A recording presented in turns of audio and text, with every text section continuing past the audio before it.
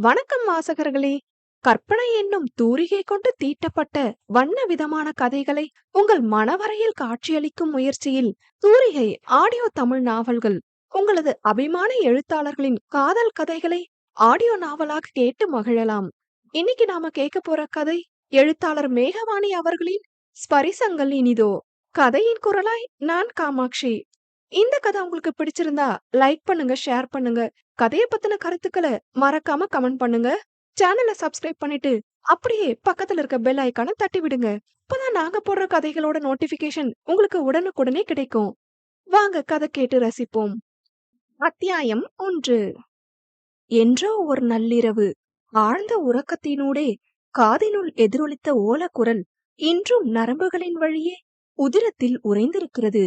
எத்தனை எத்தனை காயங்கள், குருதி ஆறுகள், துடிப்புகள், தவிப்புகள், இழப்புகள், துரோகங்கள், வலிகளை இந்த வாழ்க்கை பயணம் பரிசளித்திருக்கிறது. கால ஓட்டமோ சில ஏமாற்றங்களையும் அல்லவோ அதன் சார்பாக நம்மேல் தெளித்து விடுகிறது. இருக்க இடமின்றி, உடுத்த மாற்று உடையின்றி, உண்ண ஊனின்றி, இயற்கை உபாதைகளும் இயற்கை இடங்களை நாடி பிறந்து வளர்ந்த இத்தாய் திருநாட்டில் உயிருக்கு பயந்து புதரில் மறைந்திருந்து அகதிகளாக்கப்படும் அவலம் ஈழத் தமிழர்களுக்கே இறைவன் அளித்த சன்மானம். அண்ணா என்ற தன் தம்பி தருக்கின் அழைப்பில் எழுதி கொண்டிருந்த கட்டுரையை நிறுத்திவிட்டு நிமிர்ந்தான் யோகேந்திரன். எங்க போன தரு, வேலை முடிஞ்சு வர நேரம் சுணங்கிட்டு என்று தனக்கே உரித்தான அழுத்தமான பாணியில் தாடையிலிருந்து ஆங்காங்கே வெளிப்பட்ட வெள்ளி முடிகளை தடவியபடி வினவினான். அதற்கு பதிலளிக்க இயலாமல் நெளிந்த தருக், வேலை அப்பவே முடிச்சுட்டானா, ஃப்ரெண்ட்ஸோட கதைச்சிட்டு வந்தேன் என வாயில் வந்ததை உளறிவிட்டு அறைக்குள் நுழைந்து கொண்டான். ஆனால் மனம் மாத்திரம் படபடப்பாக துடித்தது. தான் செய்து வைத்த காரியத்தை பற்றி அண்ணனிடம் எப்படி கதைப்பது? என்னை கொன்றே போட்டு விடுவார் என மிரண்டவனோ யோகேந்திரனை விட 6 வருடங்கள் இளையவன். துடுக்கான குணமும் அதே நேரம் பேச்சில் பொறுமையும் நிறைந்து வழிபவனுக்கு அகவை 28 நெருங்குகிறது. தனியார் வங்கி ஒன்றில் பணிபுரிகிறான். அண்ணன் மட்டுமே அண்டம் அவனுக்கு. 90களில் ஏற்பட்ட ஈழப் போரிலிருந்து தப்பிப்பதற்காக அண்டை நாடான இந்தியாவை நோக்கி எப்பாதுகாப்பும் இல்லாத மீனவ படகில் பயணம் செய்தனர் அவர்களின் பெற்றோர். உடமை விட்டு உயிரான சொந்தங்களை துறந்து தன்னிரு மகன்களுடன் அகதிகளாய் வாழ இடம் தேடி பயணப்பட்டவர்களுக்கோ அவ்வுடல் கூட அவர்களின் உயிரை தாங்க அனுமதிக்காது அகதியாய் கடலினுள் அமிழ்த்தியது. படகில் பிடிப்பின்றி யோகேந்திரனின் தாய் கடலில் தவறி விழுந்துவிட அவரை காக்க சென்ற தந்தையும் கடல் ஆழத்தில் சிக்கிக் கொண்டார். 10 வயது பாலகனுடன் பரிதவித்து போன யோகேந்திரன் சொந்த மண்ணுமின்றி இரத்த உறவுமின்றி இந்திய மண்ணில் காலெடுத்து வைத்தவன். அதன் பிறகே மொத்தமும் இழந்து மீண்டும் சொந்த நாட்டுக்கு திரும்பினான். தருக்கின் நடவடிக்கையில் ஏதோ மாற்றம் உணர்ந்த யோகேந்திரன் பெருமூச்சொன்றை வெளிவிட்டு மீண்டும் தன்னுடைய காயத்தை கட்டுரையாய் வரைந்தான். யாழ்ப்பாணத்தில் பல்கலைக்கழக பேராசிரியராக பணிபுரிபவனை பிடிக்காதவர்கள் என்று யாரும் இல்லை. அதே நேரம் அவனிடம் நின்று பேசக்கூட சக ஆசிரியர்கள் தடுமாறுவார்கள். அந்த அளவு அவனின் பேச்சும் செயலும் தான் இதைத்தான் செய்வேன் என்ற அழுத்தமும் சற்றே அதிகமாகவே இருக்கும். அழுத்த பார்வையின் முன்னால் தருக்கே சில நேரம் பேச்சற்று போய்விடுவான். இப்பொழுது அறையினுள் அங்கும் இங்கும் அலைந்தவன் இறுதியில் ஒருமித்த மனதுடன் மீண்டும் யோகேந்திரனிடம் வந்து நின்றான். அண்ணா, உங்ககிட்ட ஒரு விஷயம் கதைக்கணும் என்றான் தரையில் விழியை பதித்து. அதற்கு மௌனத்தையே கடைபிடித்து அவன் பேசுவதை கவனித்த யோகேந்திரனிடம், அது கல்யாணம் முடிக்கிற விஷயமா என பேசி முடிப்பதற்குள் யோகேந்திரனின் விழிகள் மின்னியது. இதத்தான் நானும் கதைக்க நினைச்சேன் தரு. உனக்கும் வயசு போகுது. நல்ல பிள்ளையா பார்த்து கல்யாணம் முடிச்சு வைக்கணும்னு தான் என்ற நினைப்போம். நல்ல காலமா நீயே தொடங்கிட்ட. சொல்லு, நீ யாரையாவது விரும்புறியா என ஆர்வமாக வினவினான். ஏதோ சட்டென 15 வயது குறைந்தது போன்று அவன் முகம் மலர்ந்திருந்தது. இப்போதும் கூட 40 வயதை தாண்டுகிறது என கூறினால் நம்ப இயலாதுதான். அந்த அளவு உயரமும் திண்ணமான மார்பும் மற்றவரை பார்வையால் அளவெடுக்கும் கூர் விழிகளுடனும் இளமை ததும்பவே காண்போரை கவர்வான். ஆனால் அவனுள் இருக்கும் இறுக்கமும் இலக்கின்றி எங்கோ வெறிக்கும் பார்வைதனையும் தருக் மட்டுமே அறிவான். இப்பொழுதும் தன் தமையனின் மலர்ந்த முகத்தையே ஆசையாய் வருடியவன் சில நொடிகள் ஏதேதோ சிந்தித்தான். பின் சட்டென, ஓமண்ணா, நான் ஒரு பிள்ளைய விரும்புறேன் என்று தயக்கமாய் எடுத்துரைக்க அதில் அவன் இன்னும் மகிழ்ந்திருந்தான். என்னட்ட சொல்லவே இல்லையே படவா. யார் அந்த பிள்ளை? நம்ம நாட்டு பிள்ளையா? இல்ல அண்ணா, அந்த பிள்ளை இந்தியால இருக்கறா என்றவனை புருவம் சுருக்கி கண்டவன், நம்ம இந்தியாவுக்கு போய் கனகாலமாச்சுதே தரூக், பிறகு என்னண்டு என கேட்டான். அது அண்ணா, இன்டர்நெட்டால தெரியும். அப்படியே ஃப்ரெண்ட் ஆகி பிறகு என்று வார்த்தைகளை தேடியவனைக் கண்டு கீற்று புன்னகை வீசிய யோகேந்திரன், கணினிலேயே காதலா என்றான் தலையை சாய்த்து. அதற்கு தவிப்புடன் அனைத்து பற்களையும் காட்டி இழித்து வைத்தவன், அவங்க இந்தியாவுக்கு வந்து பெண் கேட்க சொல்றாங்கண்ணா என்றபடி அவன் முகத்தை ஆராய்ந்தான். ஓஹோ என உதடு குவித்தவனின் முகத்திலிருந்து எதையும் அறிந்து கொள்ள இயலவில்லை தருக்கால். அண்ணா, இந்தியாக்கு போவோமா மீண்டும் கெஞ்சலாக கேட்டவனை நிமிர்ந்து பார்த்த யோகேந்திரன், இந்தியாவுல எங்க என்று வினவினான். ஒரு முழு நிமிடம் அமைதியின் பிடியில் செலவழித்த தருக், ராமேஸ்வரம் என பதிலளித்திட, ஓஹோ என்று உச்சரித்த யோகேந்திரனின் மனம் தாறுமாறாக துடித்தது. ஜீவாக்கா, ஜீவாக்கா என்று ஜீவாவின் பெயரை ஏலம் போட்டபடி மூச்சு வாங்க மொட்டை மாடிக்கு விரைந்தாள் விதுஷா. அவளுக்கு பதிலுரைக்க வேண்டியவளின் கரங்கள் முன்னெற்றி முடியை நீவி விட்டபடி அலைப்பாய, விழிகளோ தூரத்தில் நீலமயமாக்கப்பட்ட கடலின் மேல் காதல் வயப்பட்டது. கா என விதுஷாவின் ஓசை கேட்டும் ஆர்ப்பாட்டமின்றி திரும்பியவள், என்ன விது, ஏன் இப்படி கத்துறாய் என்றாள் மென்மையாக. அதற்கு முறைப்பை பதிலாக கொடுத்தவள், நான் எவ்வளவு நேரம் கத்துறேன், அது எப்படி கொஞ்சம் கூட பதட்டப்படாம கேக்குறீங்க? சிவந்த இதழ்களை சுளித்தாள் விதுஷா. நீ கத்துனது கேட்டுச்சு விது, ஆனா என்ன சொல்லணும்னாலும் பக்கத்துல வந்துதானே சொல்ல போற, பிறகு ஏன் அப்படி கத்திக்கிட்டே வரணும், நானும் பதறணும் என குட்டி புன்னகையை முகத்தில் ஏந்தி வினவினாள். எக்ஸைட்மெண்ட் தாங்க முடியாம கத்துனாக்கா, என்னன்னு தெரிஞ்சா நீங்களும் கத்துவீங்க என்று உற்சாகமாக கூறிய விதுஷா, நம்ம நடத்துற கார்மெண்ட்ஸுக்கு பெரிய ஸ்கூல் ஆர்டர் வந்திருக்குக்கா என்றால் விழிகள் மின்ன. ஜீவனாவும் ஒரு கணம் மகிழ்வை வெளிப்படுத்திவிட்டு, ரொம்ப சந்தோஷண்டா, அப்ப இனிமே நமக்கு நிறைய வேலை இருக்கும்னு சொல்லு, இத முதல்ல போய் அப்பா அம்மா கிட்ட சொல்லுடா என்றவள் மீண்டும் கடலின் மேல் பார்வையை படரவிட்டாள்.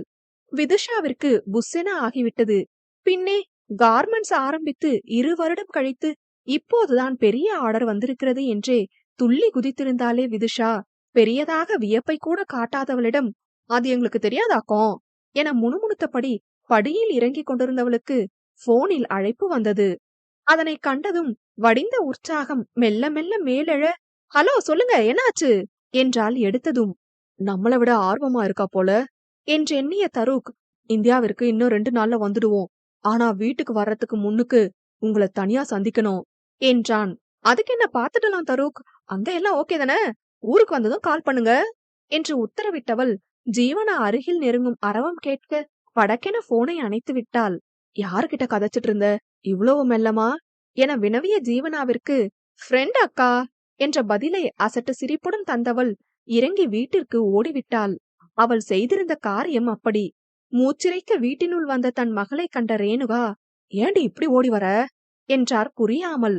அவரின் காதில் கிசுகிசுத்தவள், அப்பா கிட்டயும் சொல்லிடுங்கம்மா என உத்தரவிட ரேணுகாவிற்கு ஒரே படபடப்பாக இருந்தது. இருவரும் உரையாடும் போதே ஜீவனா அருகில் வந்து, என்ன தாயும் மகளும் ரகசியம் கதைக்கிறீங்க என்றபடி யோசனையாக பார்த்தாள். அது ஒண்ணும் இல்லக்கா, நம்ம கார்மெண்ட்ஸோட வளர்ச்சிய பத்தி அம்மா கிட்ட சொல்லிட்டு இருந்தேன். விதுஷா நெளிந்தபடி பதிலளிக்க ரேணுகா, அவளை விடு ஜீவா, நீ போய் கிளம்பு, ரசம் சாதம் வச்சிருக்கேன் கொடுத்து விடுறேன் என்றார் பேச்சை மாற்ற. வேணாமா, நானே காலையில தயிர் சாதம் செஞ்சேன், அதுவே போதும் என்று விட்டு கீழ் மாடியில் அமைந்திருக்கும் அவளின் போஷனுக்கு சென்றாள். ஒற்றை அறையுடன் கூடிய சமையலறைதான் மொத்த வீடும். ஆனால் அவ்வீட்டின் உரிமையாளரான ரேணுகா மற்றும் சுந்தரம் தம்பதியினரின் மனமோ கடலை விட பெரிது. ஈழப்போரில் கடும் வாழ்க்கை போருடன் போராடி கரைப்பட்டு சரிந்தவள் மீண்டும் ஒரு ஜனனம் கொண்டு ராமேஸ்வரத்தில் ஒரு கார்மெண்ட்ஸில் வேலை தேடி வாழ்க்கையை கடத்தினாள். ஆனால் இருக்க இடம் கிடைக்காமல் மற்றவரின் கேலி பார்வைக்கு ஆளாக வீடும் விடுதியும் தேடி அலைந்து இறுதியில் நம்பிக்கையற்றுதான் இவர்களிடம் வந்து நின்றாள். டூலெட் போர்டை பார்த்துவிட்டு என்ன நினைத்தார்களோ உடனே அவளுக்கு இருக்க இடம் கொடுக்க, இதோ பல வருடங்களாக அவர்களின் நிழலில் மற்றொரு மகளாகவே மாறிவிட்டாள் ஜீவனா. ஆகினும் வெகு மணித்துளிகள் தனிமை மட்டுமே அவளின் வாழ்வின் மிச்சமாகி போனது. 2 வருடத்திற்கு முன்புதான் விதுஷா பட்டப்படிப்பு முடித்திருக்க, அவளுக்கும் தையல் கலையில் மிகுந்த ஆர்வம். சொந்தமாக கார்மெண்ட்ஸ் தொடங்கி அதில் வற்புறுத்தி ஜீவனாவை ஒர்க்கிங் பார்ட்னராக வைத்துக் கொண்டாள். சிறு பருவம் முதல் காரணமின்றி ஜீவனாவின் மேல் அவள் வைத்த பாசம் சொந்த தமக்கைக்கு ஈடாக என்ன வைத்திருந்தது? தமக்கையின் வாழ்க்கைக்காக அவள் எடுத்த முடிவு நன்மையா தீமையா என்பதை அறியாமலேயே 2 நாட்களை கடத்தியவள் அன்று தருக்கை சந்திக்க சென்றாள். கையில் இருந்த வண்டி சாவியை விரல்களுக்குள் நுழைத்து சுற்றி கொண்டு கண்களை அங்கும் இங்கும் சுழலவிட்டான் தருக். அந்த சிறிய காஃபி ஷாப்பில் ஒரு ஜோடி காதலர்கள் மட்டும் அமர்ந்து கிசுகிசுக்க தருக் தான் எங்க அவ என உதட்டுக்குள் பேசிக்கொண்டான். எக்ஸ்கியூஸ் மீ மிஸ்டர் தருக் என்ற கேள்வி நிறைந்த பெண்ணின் குரல் பின்னால் கேட்டிட அதில் தலையை திருப்பியவன் அவளை விழியால் அளந்தான். விதுஷா என அவன் வினாவாக கேட்க அதற்கு ஆமோதிப்பதாக சிறு கீற்று புன்னகையை கொடுத்த அவள், இங்க உட்காரலாமா என்று கேட்டவாறு ஒரு இருக்கையில் அமர்ந்தாள். சில நேரம் இருவரிடமும் அமைதி பரவ ஒருவரை ஒருவர் அளவெடுத்துக் கொண்டனர். பின் தருக் தான் தொடங்கினான். சோ நீங்க என்ன முடிவெடுத்திருக்கீள் விதுஷா? எனக்கு பிடிச்சிருக்கு தருக், ஆக வேண்டிய வேலைய பார்க்கலாம் என்றால் சிறிதும் ஆர்ப்பாட்டமின்றி. அவனும் எனக்கும் ஓகேதான், முதல்ல 2 பேரும் சில விஷயத்த பத்தி கதைப்போம், அதுக்கு பிறகு வீட்டுக்கு தெரியாம நிச்சயம் ஏற்பாடு பண்ணுவோம், அப்படியும் ஒத்துக்கலண்டா என இழுத்தான். யாருக்கும் தெரியாம கல்யாணம் தான், பட் ஒரு கண்டிஷன், இந்த விஷயம் உங்க அண்ணாவுக்கும் என் அக்காவுக்கும் தெரியவே கூடாது, தாலி கற்ற வர என்றால் தீர்க்கமாக. இவர்களை கண்ட அங்கிருந்த காதல் ஜோடியில் பெண்ணொருத்தி அவளின் காதலனிடம் சண்டையிட்டாள். என்னமா பிளான் பண்றாங்க கல்யாணம் பண்ண, நீ எந்தா இருக்கே பயந்து சாவற, லவ் பண்ணா இப்படிதான் தைரியமா ஸ்ட்ராங்கா இருக்கணும் என அவள் அவனிடம் முகத்தை திருப்பிக் கொள்ள தருக்கும் விதுஷாவும் தான் என்னது லவ்வா என திகைத்து விழித்தனர். விதுஷாவோ, ஹலோ நாங்க ஒன்னும் லவ்வர்ஸ் இல்ல, இப்படிதான் அடுத்தவங்க பேசுறத ஒட்டு கேப்பீங்களா என சண்டைக்கே சென்றிருந்தாள். யோகேந்திரனுக்கு தெரியாமல் பெண் பார்த்த தருக்கிற்கு மேட்ரிமோனி தளத்தில்தான் விதுஷாவின் அறிமுகம் கிடைத்தது. அவளும் அவளின் அக்காவிற்கு மாப்பிள்ளை பார்ப்பதை அறிந்தவன் அவரும் இலங்கை தமிழச்சி என்று அறிந்தவுடனே ஒப்புக்கொண்டான். ஆனால் வேறெந்த விவரமும் கேட்டிட அவன் மனமே ஒப்புக்கொள்ளவில்லை. தனக்கே இப்படி என்றால் அண்ணன் மட்டும் எப்படி மனம் மாறுவான் என்ற கேள்வி குடைந்தாலும் இதற்கு மேல் அவனை தனிமையில் தள்ள தருக் தயாராக இல்லை. கூடவே தருக்கிற்கு தன் தமையனிடம் கூறியது நினைவு வர, விதுஷா அமைதியா இருங்க பிளீஸ் என்று அவளை சாந்தப்படுத்திவிட்டு ஏதோ கூற முயற்சிக்கும் முன் விதுஷாவே பேசினாள். நீங்க நாளைக்கு உங்க அண்ணாவை கூட்டிட்டு வீட்டுக்கு வாங்க தருக், முதல்ல உங்க அண்ணாவையும் என் அக்காவையும் மீட் பண்ண வைக்கலாம், எதுக்கும் இது என் அக்கா போட்டோ, நீங்க ஒரு தடவை பாத்துக்கோங்க என்று அவனிடம் புகைப்படத்தை நீட்டினாள். அதனை வாங்க மறுத்தவனின் முகம் இறுகி போக, வேண்டாம் விதுஷா நம்ம நாளைக்கு பார்க்கலாம் என்றபடி விருட்டென வெளியில் சென்றவனை கண்டு அவள்தான் விழித்தாள். மறுநாள் தாய் தந்தையிடம் ஜீவனாவை பெண் பார்க்க வருவதாக கூறி வைத்தாள். ராமேஸ்வரம் வந்ததிலிருந்தே கடும் சிந்தனையில் வாடியிருந்த யோகேந்திரனிடமும் தருக் தனக்கு பிடித்த பெண்ணை பார்க்க போவதாகவே சொல்லி வைக்க 2 ஆண்களும் விதுஷாவின் வீட்டை அடைந்தனர் ஒருவித பரபரப்புடன். ஜீவனாவும் தான் எழுந்ததிலிருந்தே தன்னிலை இழந்து வேகமாக துடிக்கும் இதயத்தை கட்டுப்படுத்த இயலாமல் தவித்து மருகினாள் கண்ணவனின் நினைவில். அத்தியாயம் 2.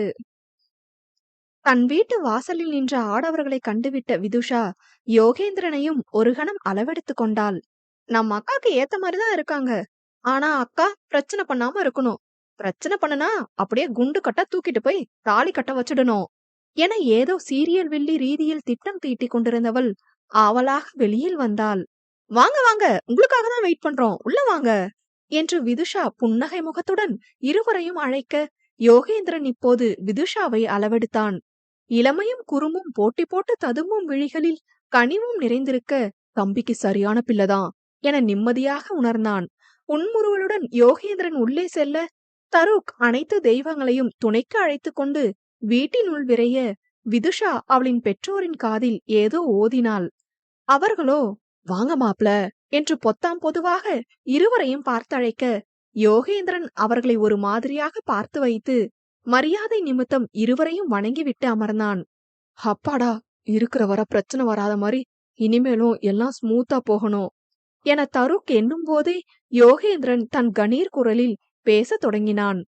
பெரியாக்களை கூட்டிட்டு வரலன்னு பிழையா நினைக்காதீங்க ஐயா, எனக்கு தருக், அவனுக்கு நான், இதான் எங்க குடும்பம், உங்களுக்கு எந்த அளவு எங்களை பத்தி தெரியும்னு தெரியாது என்று பேசும்போதே சுந்தரம், அதான் குடும்பம்னு இனிமே நாங்க இருக்கோமே மாப்ள, உங்களை பத்தி விது ஓரளவு சொல்லிருக்கா என பெருமையாக பார்த்தார். யோகேந்திரனோ என்ன நம்மள மாப்பிள்ளன்னு சொல்றாங்க என்று குழம்பியதில் புருவ முடிச்சுடன் தருக்கை பார்க்க அவனோ மிரண்டிருந்தான் தமையனின் பார்வையில்.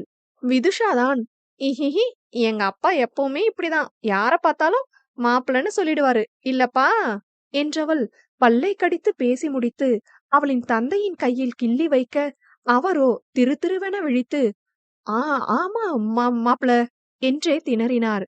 அவர்களின் உரிமை பேச்சில் மலர்ந்த யோகேந்திரன் மென்மையாக புன்னகைத்து, சரியான சந்தோஷம் ஐயா. இருந்தாலும் உங்களோட பிள்ளை விதுஷா என்ற தம்பிய விரும்புறாங்கன்னு தெரிஞ்சு ஸ்ரீலங்கால இருக்கிற எங்களை நம்பி உங்க பிள்ளைய தரணும்னு நினைக்கிறது சரியான பெரிய விஷயம் ஐயா. வழமையா நிறைய பேர் எங்கட ஸ்லாங் கேட்டு இலங்கை தமிழான்னு முதல்ல ஒரு மாதிரி பார்த்துட்டு தான் கதைக்கவே தொடங்குவாங்க. ஆனா நீங்க எல்லாருமே ரொம்ப இயல்பா இருக்கீங்க என மகிழ்வாக அவன் பேச மொத்த குடும்பமும் திகைத்தது. விதுஷாவோ விழி வெளியில் தெரித்து விடும் அளவு தருக்கை முறைத்திருந்தாள். அடப்பாவி, நம்ம லவ் பண்றோம்னு சொல்லி வச்சிருக்கியா என்று. அவனோ விட்டால் அழுது விடுவேன் என்பது போல் பாவமாக முகத்தை வைத்து, சமாளிக்க இயலாம போச்சு ப்ளீஸ் என கண்ணாலேயே கெஞ்சினான். இதில் ரேணுகா வேறு கிசுகிசுப்பாக, அடியே உண்மைய சொல்லு, ஜீவாவுக்கு மாப்பிள பாக்குறேன்னு சொல்லி திருக்குத்தனமா உனக்கு பார்த்துட்டு எங்களை ஏமாத்திரியா என்று வேறு கேட்டு வைக்க, தலையில் அடித்துக் கொண்ட விதுஷாதான், ஓமா லூசு, அப்படியே லவ் பண்ணாலும் நேரடியா உங்களை ரெஜிஸ்டர் ஆபீஸ் தான் கூப்பிட்டு இருப்பேன். இப்படி கூப்பிட்டு வச்சு மொக்க போட மாட்டேன் என்றிட அவரோ தீயாக முறைத்தார். அதனை கண்டு கொள்ளாதவளோ, ஒரு நிமிஷம் வந்துடுறேன் என யோகேந்திரனிடம் சிரித்தபடியும் தருக்கை பார்வையால் சுட்டபடியும் நகர்ந்து ஜீவாவின் வீட்டிற்கு சென்றாள். என்ன சொல்லி சமாளிக்கலாம் என சிந்தித்தபடியே ஜீவாவின் முன் நின்றவளை ஏற்கனவே மனநடுக்கத்தில் இருந்தவள் சலனமின்றி பார்த்தாள். அதோடு அவளுக்கு உண்மையை கூற வழியற்று போக, அக்கா என்ன பொண்ணு பார்க்க வந்திருக்காங்க என்று பொய்யுரைத்து விட சட்டென ஜீவாவின் முகம் பிரகாசமானது. அட உண்மையாவாடா? எனக்கு கையும் ஓடல காலும் ஓடல. வெடியும் எப்படி இருந்தாரு? உனக்கு பிடிச்சிருக்கா என ஆவலுடன் கேட்டிட விதுஷாவிற்கு தொண்டையை அடைத்தது. பரிகாசத்துடன் ஆம் என்று தலையாட்டியவள், நீயும் வாக்கா, நீ வந்து மாப்பிளைய பார்த்து பிடிச்சிருக்கான்னு சொல்லு, அப்பதான் நான் ஓகே சொல்வேன் என்று அவளை வீட்டிற்கு அழைத்திட ஜீவாவோ மறுத்து விட்டாள். நான் பார்த்து என்ன நடக்க போகுது, நான் வரல என தயங்கியவளை வற்புறுத்தி வம்படியாக இழுத்து சென்றாள். இதற்கிடையில் தங்களை பற்றிய விவரங்களை யோகேந்திரன் கூறிக்கொண்டிருக்க, ஜீவாவை கைப்பிடித்து இழுத்து வந்து விதுஷா, இது என் அக்கா என்று அறிமுகப்படுத்தினாள். ஏற்கனவே அவள் தன் தமையனுக்கு பார்த்த பெண்ணை தான் அழைக்கப் போகிறாள் என்றுணர்ந்து இறுகி அமர்ந்திருந்த தருக் எங்கோ பார்த்து கொண்டு ஓ என்றான். தீவிரமாக பேசிக் கொண்டிருந்த யோகேந்திரனும் என்றவாறு ஜீவாவின் காலை மட்டும் பார்த்துவிட்டு அமைதியாக, ஜீவினாவிற்கும் யாரையும் பார்க்க ஒரு மாதிரியாக இருந்ததில் அவளும் தலையை குனிந்தபடியே விதுஷாவின் அறைக்கு சென்று விட்டாள்.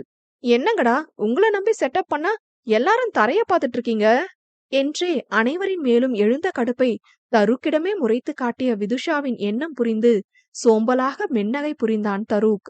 ஏனோ கண்ணை எட்டாத அப்புன்னகை பெண்ணின் மனதை எட்டியது.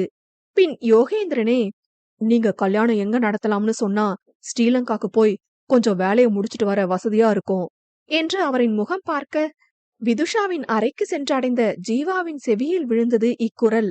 சில நொடிகள் காதினுள் விழுந்தது, தன்னுள் தினமும் உறவாடுபவனின் குரல்தானா அல்லது இது என் மன பிரம்மையா என்று சிந்திக்கும் போதே கண்கள் கலங்க தயாராக இருந்தது. நகரவே நடுங்கிய கால்களை இழுத்து பிடித்து ஜன்னல் வரை வந்து உதறிய கைகளை கொண்டு ஜன்னல் கதவை மெல்ல திறந்தவள் அங்கு அமர்ந்திருந்தவனை கண்டு இறந்த செல்கள் அனைத்தையும் உயிர்ப்பித்தாள். யோகப்பா, யோகப்பா என்று மட்டும் அவளின் உதடுகள் முணுமுணுக்க, திடீரென ஏற்பட்ட இன்ப அதிர்ச்சியில் நெஞ்சம் அடைக்க, மழையென விழிநீரும் வடிந்தது அவளுடனான நினைவுகளுடன். 15 வருடங்களுக்கு முன் ஈழப்போரில் சொந்தமும் இருப்பிடமும் துறந்து இந்தியாவில் காலடி எடுத்து வைத்ததில் ஜீவிதாவின் குடும்பமும் ஒன்று. ராமேஸ்வரத்தில் இலங்கை தமிழர்கள்தானா என்பதை உறுதிப்படுத்த பல சோதனை செய்து மண்டபம் ஒன்றில் தங்க வைத்தனர். சிவந்த விழிகளும் உறவை இழந்த துயரமும் புது இடமும் வயிற்றை நிரப்பாத உணவும் அங்கிருந்த அனைவரையும் துவள வைத்தது. பிறந்ததிலிருந்து சொந்த ஊர் நாடு உறவு என வாழ்ந்தவர்களுக்கு ஒரே நாளில் உங்களுக்கென இவ்வுலகில் இருப்பிடம் என்பதே கிடையாது என்று கூறினால் அவர்களின் மனநிலை எந்த அளவு அழுத்தத்திலும் துடிப்பிலும் தோய்ந்திருக்கும் என்று வார்த்தைகளால் விவரிக்க இயலாது. அதிலும் இளமையை ரசித்து அனுபவிக்க வேண்டிய வயதில் அடிபட்டு மிதிப்பட்டு நன்றாக படித்தும் மற்றவர்களிடம் கையேந்தும் நிலைக்கு தள்ளிய விதியை எண்ணி கோபம் கொள்வதா அல்லது ஏக்கம் கொள்வதா என புரியாது எங்கோ வெறித்திருந்தான் யோகேந்திரன். அண்ணா, அப்பாவும் அம்மாவும் கடலுக்குள்ள இருந்து எப்போ வருவாங்க என்று பிஞ்சு குரலில் கேட்ட தருக்கை கண்டு சொல்லன்னா வேதனை எழுந்தது. கூடவே, எனக்கு இங்க இருக்கவே பிடிக்கல அண்ணா. எல்லாரும் ஒரே இடத்துல எப்படி நித்திர கொள்றது? சத்தமா வேற இருக்கு.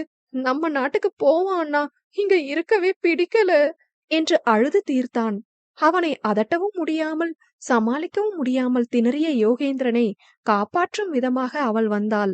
சின்ன தம்பிக்கு என்ன வேணுமா? நான் வேணும்னா தள்ளி படுக்கட்டா என முகம் முழுதும் கலையிழந்து இருந்தாலும் குரலிலோ வாஞ்சையும் கனிவும் போட்டி போட்டது ஜீவனாவிற்கு. அவளை உதட்டை பிதுக்கி பார்த்த தருக் யோகனின் கையை பற்றி கொண்டு பயத்துடன் விழித்தான். யோகேந்திரனும் அவளை அந்நிய பார்வை வீசி, தருக், நீ படுத்து நித்திர கொள்ளு. நீ நல்ல பிள்ளையா இருந்தாதான் அப்பா அம்மா உன்னை பார்க்க வருவாங்க என்று உத்தரவிட்டவன் தன் சட்டையை அவனுக்கு போர்த்தி விட்டான். ஜீவனாவும் அதன்பின் அவர்களை கண்டு கொள்ளாமல் தருக்கின் அருகிலிருந்து இடைவெளி விட்டு படுத்து கொண்டவளுக்கு அவள் மட்டுமே ஆறுதல். சித்தி சித்தப்பா என உறவுகள் உடன் வந்திருந்தாலும் சிறு வயதில் தாயையும் போரில் தந்தையையும் இழந்திருந்தாள். உறவுகளின் மத்தியில் இலங்கையிலிருந்து இடம்பெயர்ந்து அகதிகள் முகாமில் தங்க வைக்கப்பட்டவள் அங்கு வந்ததிலிருந்தே இருவரையும் கவனித்துக் கொண்டுதான் இருந்தாள். மொத்த வலிதனையும் பேரமைதியுடன் கண்ணில் வெளிப்படுத்திய யோகேந்திரனின் பாவனையும் சில நொடியும் தம்பியின் கையை விடாமல் தான் இருக்கிறேன் என உணர்த்தும் அணுகுமுறையும் அந்நிலையில் அவளை கவராமல் இல்லை. நேரம் செல்ல செல்ல சிறுவன் அழத் தொடங்கியதும் மனம் கேளாமல் அவர்களிடம் பேச்சு கொடுத்தவளுக்கு அவளை ஏதோ வேற்று கிரகவாசி போல் பார்த்தவர்களைக் கண்டு புன்னகைதான் மின்னியது. மறுநாள் சிறு சிறு விஷயத்திற்கும் ஒவ்வொருவரும் அல்லோலப்பட வேண்டியதிருந்தது. சரியான குளியலறையின்றி கழிவறையின்றி பெண்கள் வதங்கினர். ஜீவனாவிற்கும் ஆயாசமாக இருந்தது. தந்தையின் நிழலில் மகாராணியாக வாழ்ந்தவளுக்கு இந்த இடர்பாடை கண்டு கண்ணீர் சுரக்க, இருப்பினும் கலங்கி நிற்க கூடாதென்று அறிவுரையை மனதில் ஏற்று தன்னை நிலைப்படுத்திக் கொண்டாள். கிடைத்த இடைவெளியில் தம்பியையும் குளிக்க வைத்து தானும் குளித்து தலையை துவட்டியபடி வந்த யோகேந்திரன் அப்போதுதான் ஜீவனா அவளின் சித்தியிடம் வாதம் கொள்வதை கண்டான். ஏண்டி குளிக்க போக மாட்டேன்னு அடம் பிடிக்கிற? போற இடத்துல எல்லாம் வசதி எதிர்பார்க்க கூடாது. நமக்கு வாச்சது இதுதான் என்று பொரிய, வசதி வேணாம், அடிப்படை பாதுகாப்பாவது இருக்கணும் தானே சித்தி. அங்க சுவர்ல எல்லாம் ஓட்டையா இருக்கு, யாராவது பார்த்தா கூட தெரியாது என்றாள் கோபமாக. அதுக்கு என்ன செய்ய? இங்க இருந்தோம் எங்கேயாவது போவோமா? இன்னைக்கு ஒரு நாள் தானே, பிறகு எல்லாம் நம்மள நம்ம இடத்துல தங்க வைக்கிறதா சொல்லியிருக்காங்க. முதல்ல போ என்று அதட்டி அனுப்பிட முகத்தை சுருக்கி கொண்டு வெளியில் வந்தாள். அவள் ஏதோ அவஸ்தையில் இருப்பது முகத்தில் புரிய அவள் அருகில் வந்து, அங்க ஃப்ரீயா இருக்கு, நீங்க போகணுமா என கேட்டான். திடீரென கேட்ட ஆடவனின் குரலில் தூக்கி வாரி போட நிமிர்ந்தவள் அதன் பிறகே அவனை கண்டு நிம்மதியானாள்.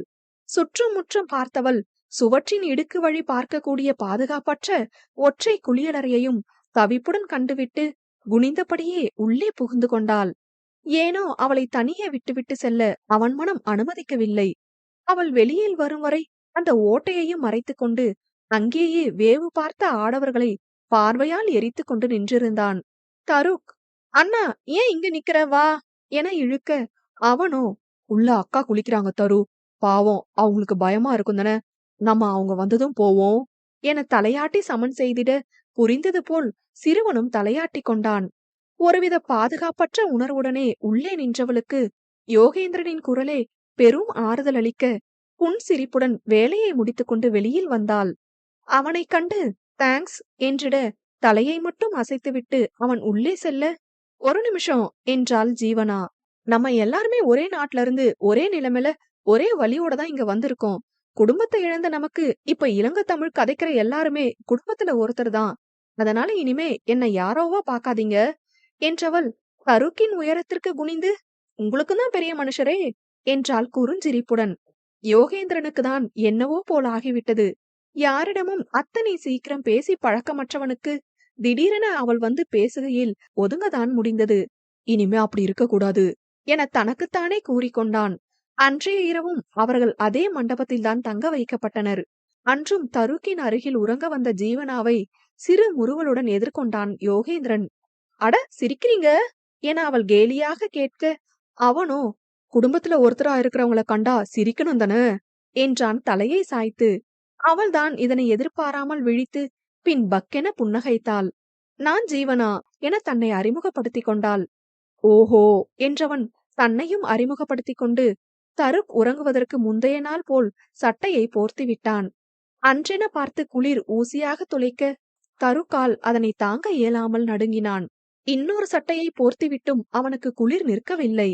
ஜீவனாதான் இதெப்படி குளிர் தாங்கும் என்றபடி தான் அணிந்திருந்த பருத்தி சால்வையை அவனுக்கு போர்த்திவிட்டு கையையும் காலையும் தேய்த்து விட்டாள்.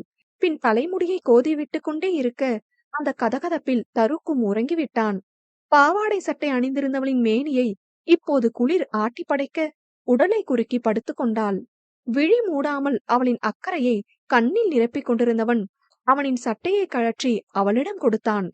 அவளோ புரியாது விழித்து, குளிரோ இத போட்டுக்கோ என்றவன் அவளிடம் சட்டையை நீட்டியபடியே இருந்தான். அவளோ சங்கடமாக நெளிய, குடும்பத்துல ஒருத்தரா இருக்காங்கட உடுப்ப போட்டா எந்த பிழையும் இல்ல ஜீவனா என குறும்பாக நகைக்க அக்குறும்பில் கரைந்த ஜீவனாவின் இதழ்களும் விரிந்தே இருந்தது. பின் தயக்கத்துடன் சட்டையை வாங்கிக் கொண்டவளின் விரல்கள் லேசாக அவன் விரலில் உரச இருவரின் விழிகளும் ஒன்றை ஒன்று உரசிக் கொண்டது. இன்னல்கள் பல சூழ்ந்தும் இன்றியமையா இன்னிசை ராகமாக இசை மீட்டுதே ஸ்பரிசங்கள். அத்தியாயம் 3. அன்றைய இரவில் இரு ஜோடி விழிகள் மட்டுமல்லாது உள்ளங்களும் தீண்டிக் கொண்டது மென்சாரலாய். மேலெழுந்த தயக்கத்துடனே யோகேந்திரனின் சட்டையை போட்டுக்கொண்ட ஜீவனாவிற்கு புதுவித வெட்கம் ஒன்று கன்னம் முழுதும் பரவியதை அவளாலும் தடுக்க இயலவில்லை. நம்ம இருக்கிற நிலைமையில இதென்ன பைத்தியக்காரத்தனோ என மூளை அறிவுறுத்தினாலும் அனைவருக்கும் உணர்வென்பது ஒன்றுதானே. அகதிகளாக இடம்பெயர்ந்து விட்டால் சிறு சிறு இயல்பான ஆசைகளுக்கு கூடவா அனுமதி இல்லை என மனமே அவளுக்கு ஆதரவளிக்க புன்னகை முகத்துடன் துயில் கொண்டாள். யோகேந்திரனுக்கும் இதே எண்ணம்தான். அடுத்த வேளை உணவிற்கே மற்றவர்களை நாடியிருக்கும் நிலை. இதில் தம்பியையும் தானே வளர்க்க வேண்டிய நிர்பந்தத்தில் இந்த சிறுபிள்ளைத்தனம் தேவைதானா என தன்னையே கடிந்து கொண்டு உணர்வுகள் மறக்க உறங்கி போனான். அவனுக்குள் வகுத்து கொண்ட நியதி விடியும் வரைதான். விழித்ததும் கண்கள் தானாக தனக்கானவளை தேடி அலைந்தது. இதில் அருகில் இருந்த தருக்கை காணாமல் ஒரு நொடி திடுக்கிட்டு போனவன் படாரென எழுந்து, தரு தரு எங்க போன என பதற்றத்துடன் வெளியில் சென்றான். ஒரு சில கணத்தில் விழி கலங்கிவிட்டது ஆடவனுக்கு. அப்போதுதான் குளியலறையிலிருந்து தருக்கின் தலையை துவட்டி விட்டபடி வெளியில் வந்தாள் ஜீவனா. காலையில் சீக்கிரமே விழிப்பு தட்டிய தருக்கிற்கு தான் போர்த்தி இருக்கும் சால்வையைக் கண்டு ஒரே யோசனை. இது நம்மளோடது இல்லையே என்று தீவிரமாக சிந்தித்தவன் பிறகே அதனை ஜீவனா வைத்திருந்ததை நினைவு கூர்ந்தான். போர்வையை எடுத்துக்கொண்டு தூரத்தில் அமர்ந்திருந்தவளின் அருகில் சென்றவன், இது உங்கடையா என கேட்டான். ஓம் பெரிய மனுஷரே, நேத்து ராத்திரி எல்லாம் குளிர்ல நடுங்கியதுனால நான் தான் போத்தி விட்டேன் என சிறு சிரிப்புடன் கூற, இப்ப குளிர்ல தேங்க்ஸ் என்றபடி போர்வையை கொடுத்தான். பரவாயில்ல பெரிய மனுஷரே, நீங்களே வச்சுக்காங்க, எனக்கு வேற இருக்கு என்றிட, அப்போ உங்களுக்கு குளிருமே என யோசனையாக கூறியவன், என்ற பேர் பெரிய மனுஷர் இல்ல தருக் என்றான் வேகமாக. அவளுக்குதான் போர்வையாக அவளவளின் உடை இருந்ததே என எண்ணும் போதே வெட்கம் பரவிவிட அதனை உதட்டை கடித்து மறைத்து கொண்டு, ஓ சார் பேரு தருக்கா, நீங்க தான் எங்களை பார்த்தா கண்டுக்க மாட்டீங்களே, அதான் பெரிய மனுஷரோன்னு நினைச்சேன் என கிண்டல் அடித்தவள், பாத்ரூம் ஃப்ரீயா இருக்கு, நீ போய் குளிக்கிறியா என்று வினவினாள். அவள் கூறிய தோணியில் லேசாக புன்னகைத்த தருக் உறங்கிக் கொண்டிருந்த யோகேந்திரனை ஒருமுறை பார்க்க, உன்ற அண்ணா நித்திர கொள்ளட்டும், அலட்ட வேணாம் என்றவள் அவனை அழைத்து கொண்டு குளிக்க செய்தாள். பின், நீ போய் உடுப்பு மாத்து தருக், நான் குளிச்சுட்டு வரேன் என்க சிறிது யோசித்தவன், நான் இங்க நிக்கிறேன் அக்கா, நீங்க குளிச்சுட்டு வாங்க, உங்களுக்கு பயமா இருக்கும் தானே என்றான் வெகுளியாக. விழி விரித்து மலர்வாக புன்னகைத்தவள், சரி 2 நிமிஷத்துல வந்துடுறேன் என்றவள் வேகமாக குளித்துவிட்டு வெளியில் வந்தாள். தலையாவது துடைச்சிருக்கலாம் தானே தருக் தா என அவளின் துப்பட்டா கொண்டே அவனுக்கு துவட்டி விட்டு கொண்டு மண்டபத்திற்குள் நுழைகையிலேயே யோகேந்திரன் கண்ணில் பட்டுவிட்டான். என்னை எழுப்பியிருக்கலாமே தானே தருக், பயந்தே போயிட்டேன், இனிமே என்னை எழுப்பாம எங்கேயும் போகாத விளங்குச்சா என பதற்றத்தில் சற்றே கோபத்துடன் கூறியதில், நான் அக்கா கூட தான் போன அண்ணா என்று வாதாடினான். ஆனால் தமையனின் கூர் பார்வையில் தலையை தொங்க போட்டவன் அமைதியாக உள்ளே செல்ல, எதுக்கு அவனை பேசுறீங்க, நான் தானே கூட்டிட்டு போனேன், உங்களோட கோபத்தை என்னட்ட காட்டுங்க என்றாள் ஜீவனா. எழுமுனதும் அவனை காணலன்னு பயந்து போயிட்டேன், அவனுக்கு ஏதும்டா, என்னால தாங்க இயலாது ஜீவனா என்று அழுத்தத்துடன் பொரிந்தவன், உன்னையும் காணலன்னு கொஞ்சம் பயந்துட்டேன் என்ற வார்த்தையையும் சேர்த்தே சொல்லிவிட்டு செல்ல, அவனின் சினத்தில் சுருங்கிய பாவையின் பூமுகம் செங்கொழுந்தானது. அதன் பிறகு அந்த மண்டபத்தில் இருந்த சிலரை வெவ்வேறு ஊரிலிருந்து முகாமிற்கு அழைத்து செல்ல முடிவாக, நல்ல வேளையாக ஜீவனாவும் யோகேந்திரனும் ராமேஸ்வரத்தில் இருக்கும் அகதிகள் முகாமிலேயே தங்க வைக்கப்பட்டதில் இருவருமே விழிகளில் மகிழ்ச்சியை காட்டிக் கொண்டனர், மற்றவர் அறியாமல். ராமேஸ்வரத்தில் ஒதுக்குப்புறமாக இருந்த அந்த பெரிய கட்டிடத்தில் ஒரு அறை, ஒரு சமையலறை, குளியலறை என அமைந்திருக்க, ஒவ்வொரு குடும்பமும் ஒவ்வொரு போஷனில் தங்கினர். ரேஷனிலிருந்து அத்தியாவசிய தேவையான அரிசி பருப்பு என சில வகை கிடைத்துவிட, அரசாங்கமும் அடிப்படை தேவைக்காக சில பாத்திரங்களும் குடும்பத்தில் பெரியவர் முதல் சிறியவர் வரை குறிப்பிட்ட தொகையையும் கொடுத்தது. மற்றபடி அகதிகளின் இருப்பிடம் விட்டு வெளி உலகம் என்பது கிடையாது அவர்களுக்கு. வேலையும் இல்லாமல் இருப்பதை பகிர்ந்துண்ண வேண்டிய இக்கட்டான நிலை. சிறுவர்களுக்கு மட்டும் அருகில் இருக்கும் பாடசாலையில் படிப்பை தொடரலாம் என்றிருக்க, யோகேந்திரன் தான் பள்ளிக்கு செல்லும் சிறுவர்களுக்கு பாடம் சொல்லிக் கொடுக்கும் வேலையை சேவையாக செய்தான். ஜீவனாவோ அவனை நோட்டமிடும் வேலையை சிறப்புற செய்தாள். நாட்கள் அதன் போக்கில் சில நேர வறுமை, சில நேர உறவின் பிரிவின் வலியுடன் நகர்ந்தாலும் ஒவ்வொரு நாளும் இருவருக்கு மட்டும் இனிப்பாகவே விடிந்தது. இருவரும் எதிரெதிர் போஷனில் வசித்ததால் அவ்வப்போது விழிகள் உரசுவதும் அவ்வப்பொழுது புன்னகை பூப்பதுமாக இருக்க, தருக் ஜீவனாவிடம் வெகுவாக ஒட்டி கொண்டான். அதற்காக அவளின் சித்தியிடம் வசவும் வாங்கிக் கொள்வாள். அவள் இருவரிடமும் பழகுவது ஏனோ அவர்களுக்கு பிடிக்காமல் போனது. அன்று யோகேந்திரன் எப்போதும் போல பாடம் எடுத்துக்கொண்டிருக்க, என்ன மாஸ்டர், ஒரு நாள் கூட பாடத்துக்கு லீவு விட மாட்டீங்களா என குறும்பாக வினவினாள். லீவ் விட்டு என்ன செய்ய போறோம்? எங்க திரும்பினாலும் அதே 4 சுவர்தான். அதுக்கு இதையாவது பிரயோஜனமா செய்யலாம் தானே என்று விரக்தியாக கூறிட, திரும்புறதுக்கு 4 சுவராவது இருக்குன்னு சந்தோஷப்படுங்க யோகா. மேல கூரையும் சாப்பிட சாப்பாடும் கூட இல்லாம இன்னும் நிறைய பேர் அவதிப்பட்டுட்டு தான் இருப்பாங்க என்று கண்டித்தாள். அவள் கூற்றில் மென்னகை புரிந்தவன், தெரியாம சொல்லிட்டம்பா, உனக்கு முன்னால கொஞ்சம் நெகட்டிவா கதைச்சிட கூடாதே என்றவன், அந்த பொடி எனக்கு ரைம் சொல்லி கொடு என்று உத்தரவிட்டு வேலையை தொடர்ந்தான். ஆசையா கதைக்கலாம்னு வந்தா வேலை தரத்த பாரு என்று சிலுப்பிக் கொண்டவள் வேகமாக சொல்லிக் கொடுத்துவிட்டு, யோகா, உங்களுக்கு சாப்பிட என்ன பிடிக்கும் என வினவ அவளை விசித்திரமாக பார்த்தான். உடனே பிடிச்ச சாப்பாட சாப்பிடுற இடத்துல நம்ம இல்லன்னு வசனம் அடிக்காதீங்க என மூக்கு நுனி சிவக்க முறைத்தவளை கண்டு பக்கென சிரித்து விட்டிட, தருக் தான், அண்ணாக்கு அல்வா ரொம்ப பிடிக்கும் அக்கா என்றான். ஓ, கவனம் தரு, உன்ற அண்ணா அல்வா தந்திட போறாரு என மறைமுகமாக யோகேந்திரனை கிண்டல் செய்து அவனின் முறைப்பை பெற்றுக்கொண்டவள் அதன் பிறகே அவன் கண்ணிலேயே படவில்லை. மறுநாள் ஆகியும் ஜீவாவின் வீட்டை நோட்டமிட்ட யோகேந்திரனை ஏமாற்றும் விதமாக அவள் வெளியில் வராமல் இருக்க, ஏன் இவ வரல, என்ன நடந்துச்சு, ஒருவேளை நம்ம ஒழுங்கா கதைக்க மாட்டோங்கிறோம்னு கோபமா என்ற ஜீவா பாக்கு என தன் போக்கில் ஏதோ சிந்தித்து தருக்கையும் பள்ளிக்கூடம் அனுப்ப எத்தனிக்கும் போதே வேகமாக வந்தாள் ஜீவனா. ஸ்கூலுக்கு வெளிக்கிட்டியா தரு? கோவிலுக்கு போன, அதான் அக்கா வர பிந்திட்டு என்றவள் அவனுக்கு விபூதி வைத்துவிட்டு அவள் செய்த சிறிதான அல்வாவை ஒருவாய் ஊட்டிவிட, தருக்கும் வேகமாக கிளம்பி விட்டான். என்ன மேடம், கோவிலுக்கு போயிருக்கீங்க, ஏதாவது விசேஷமா என்று விழி உயர்த்தி வினவியவனிடம், விசேஷம்தான், இன்னைக்கு ஏன் இல்ல, தருக்கட அண்ணனுக்கு பிறந்த நாளாம், அதான் அப்படியே கோவிலுக்கு போயிட்டு அவருக்கு பிடிச்ச ஹல்வாவும் செஞ்சு கொண்டு வர பிந்திட்டு என்று அவனை தவிர மற்ற இடங்களை எல்லாம் பார்த்தவாறு கூறினாள்.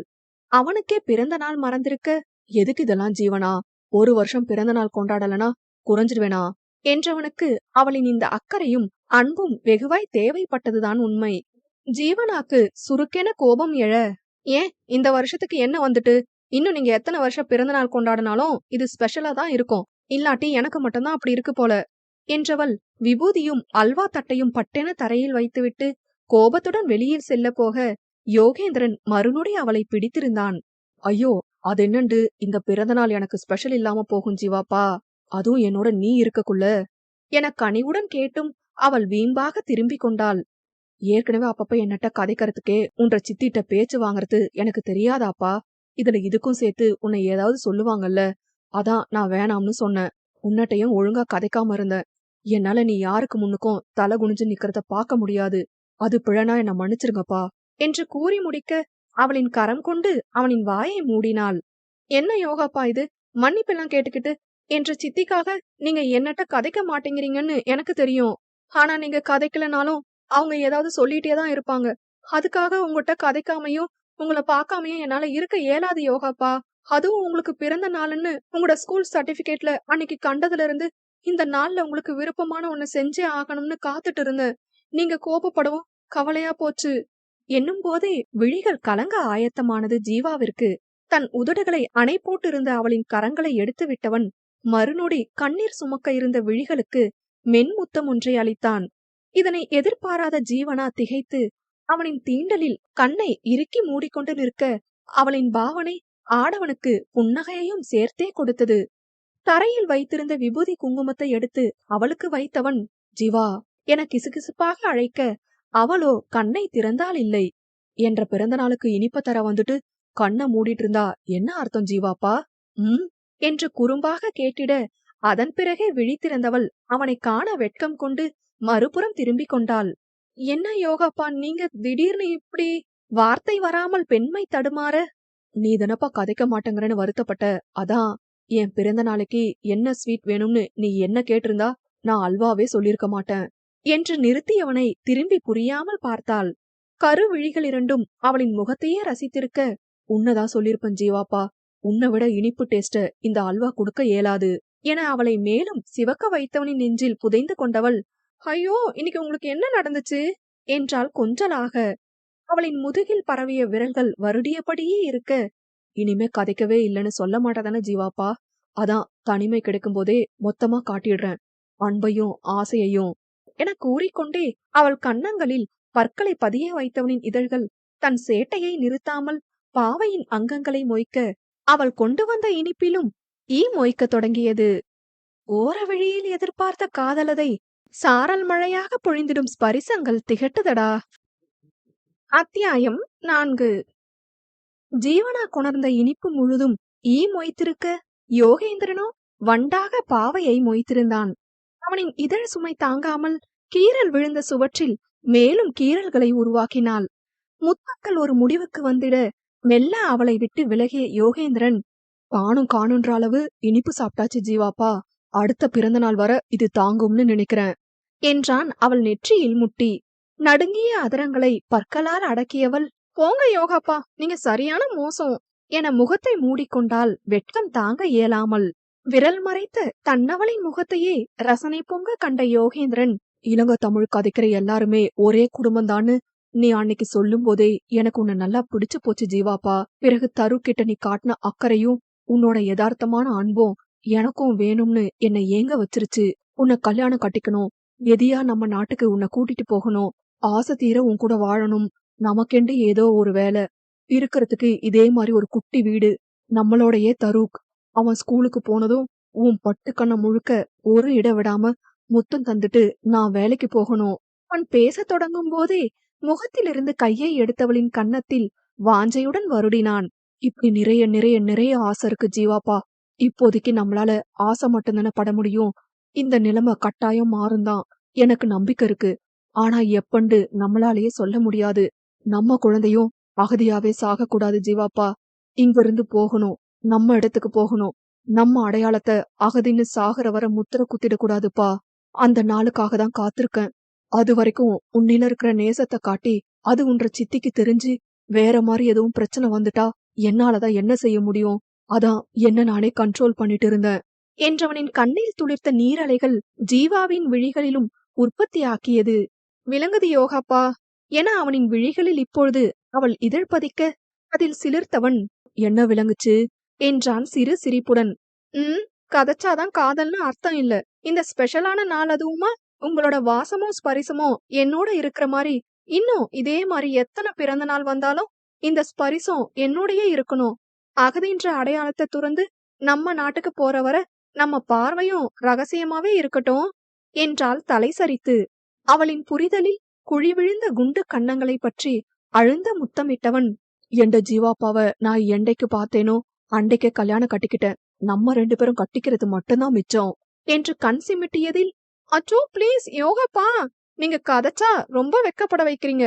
இப்படி கதைச்சா பிறகு கூச்சத்துல எனக்கு கதைக்கவே வரமாட்டங்குது என்று சினுங்கியவள் அவளின் சித்தி குரல் கேட்டதில் மனமின்றி அவனை விட்டு விலகி அவள் வீட்டிற்கு சென்றாள். மீண்டுமாக பார்வை பரிமாற்றம் தொடர்ந்தது இருவருக்குள்ளும். நாட்கள் நகர்ந்தாலும் அகதிகளின் வாழ்விலோ எவ்வித மாற்றமும் இன்றியே சென்றது. ஒரு சிலர் அவ்வாழ்க்கைக்குள் தங்களை புகுத்தி பழகியும் விட்டனர். பின்னே அங்கு வந்தும் 1½ வருடங்களுக்கு மேலாக ஆகிறதே. இதில் அப்போதுதான் மற்றொரு பிரச்சனையும் முளைத்தது. அவர்கள் தங்கியிருந்த கட்டடம் மிகவும் பழைய கட்டடமாக இருக்க நிறைய இடங்கள் விரிசல் கண்டிருந்தது. அதனை முகாம் காவலாளர்களிடம் கூறியும் பிரயோஜனமின்றி போக, பாதுகாப்பில்லாத அக்கட்டிடத்திலேயே மேலும் வாழ்க்கை நடத்தினர். ஆனால் 4 நாட்கள் தொடர்ந்து பெய்த மழையால் சில குடும்பங்கள் தங்கியிருந்த சுவர் பாதி இடிந்து விழுந்தது.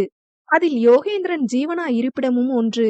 நல்ல வேளையாக ஆள் சேதமேதுமின்றி போனதில் மீண்டும் காவலர்களிடம் சுவற்றை சீரமைக்க புகார் கொடுத்தனர்.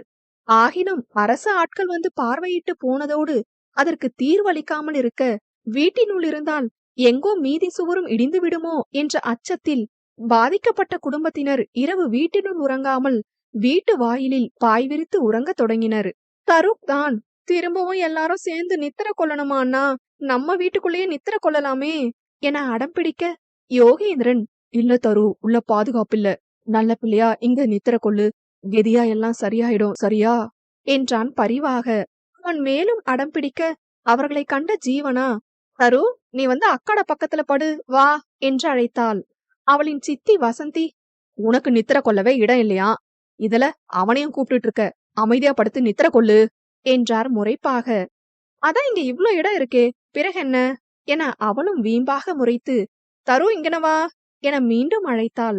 அவளுக்கு எதிரில் பாயில் அமர்ந்திருந்த யோகேந்திரன், வேணா ஜீவாப்பா, இங்கேயே இருக்கட்டும் என்றவன், நான் பாத்துக்கிறேன் என கண்ணசைத்து தருக்கை சமன் செய்து உறங்க வைத்தான்.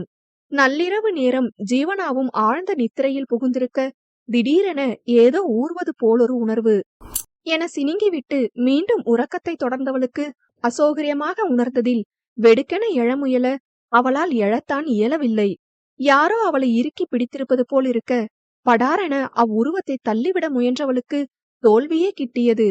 அவ்வுருவம் அவள் மேனியில் அத்துமீற முயல்வதை உணர்ந்து கத்த போனவளின் வாயும் அடைக்கப்பட்டிருக்க, என முனகி முட்டியால் அவ்வுருவத்தின் வயிற்றிலேயே குத்தினாள். அதில் தளர்வு தோன்ற சட்டென யோகா என்று கத்திவிட்டாள். குரலில் வெடுக்கென எழுந்த யோகேந்திரன், ஜீவாப்பா கூப்பிட்டியா என அவள் உறங்கும் இடத்தை கண்டு அதிர்ந்து, வெய் யாருடாது என்றபடி இருட்டில் வேகமாக அவனை துரத்த, அவ்வுருவமோ அடித்து பிடித்து அங்கிருந்து ஓடியது.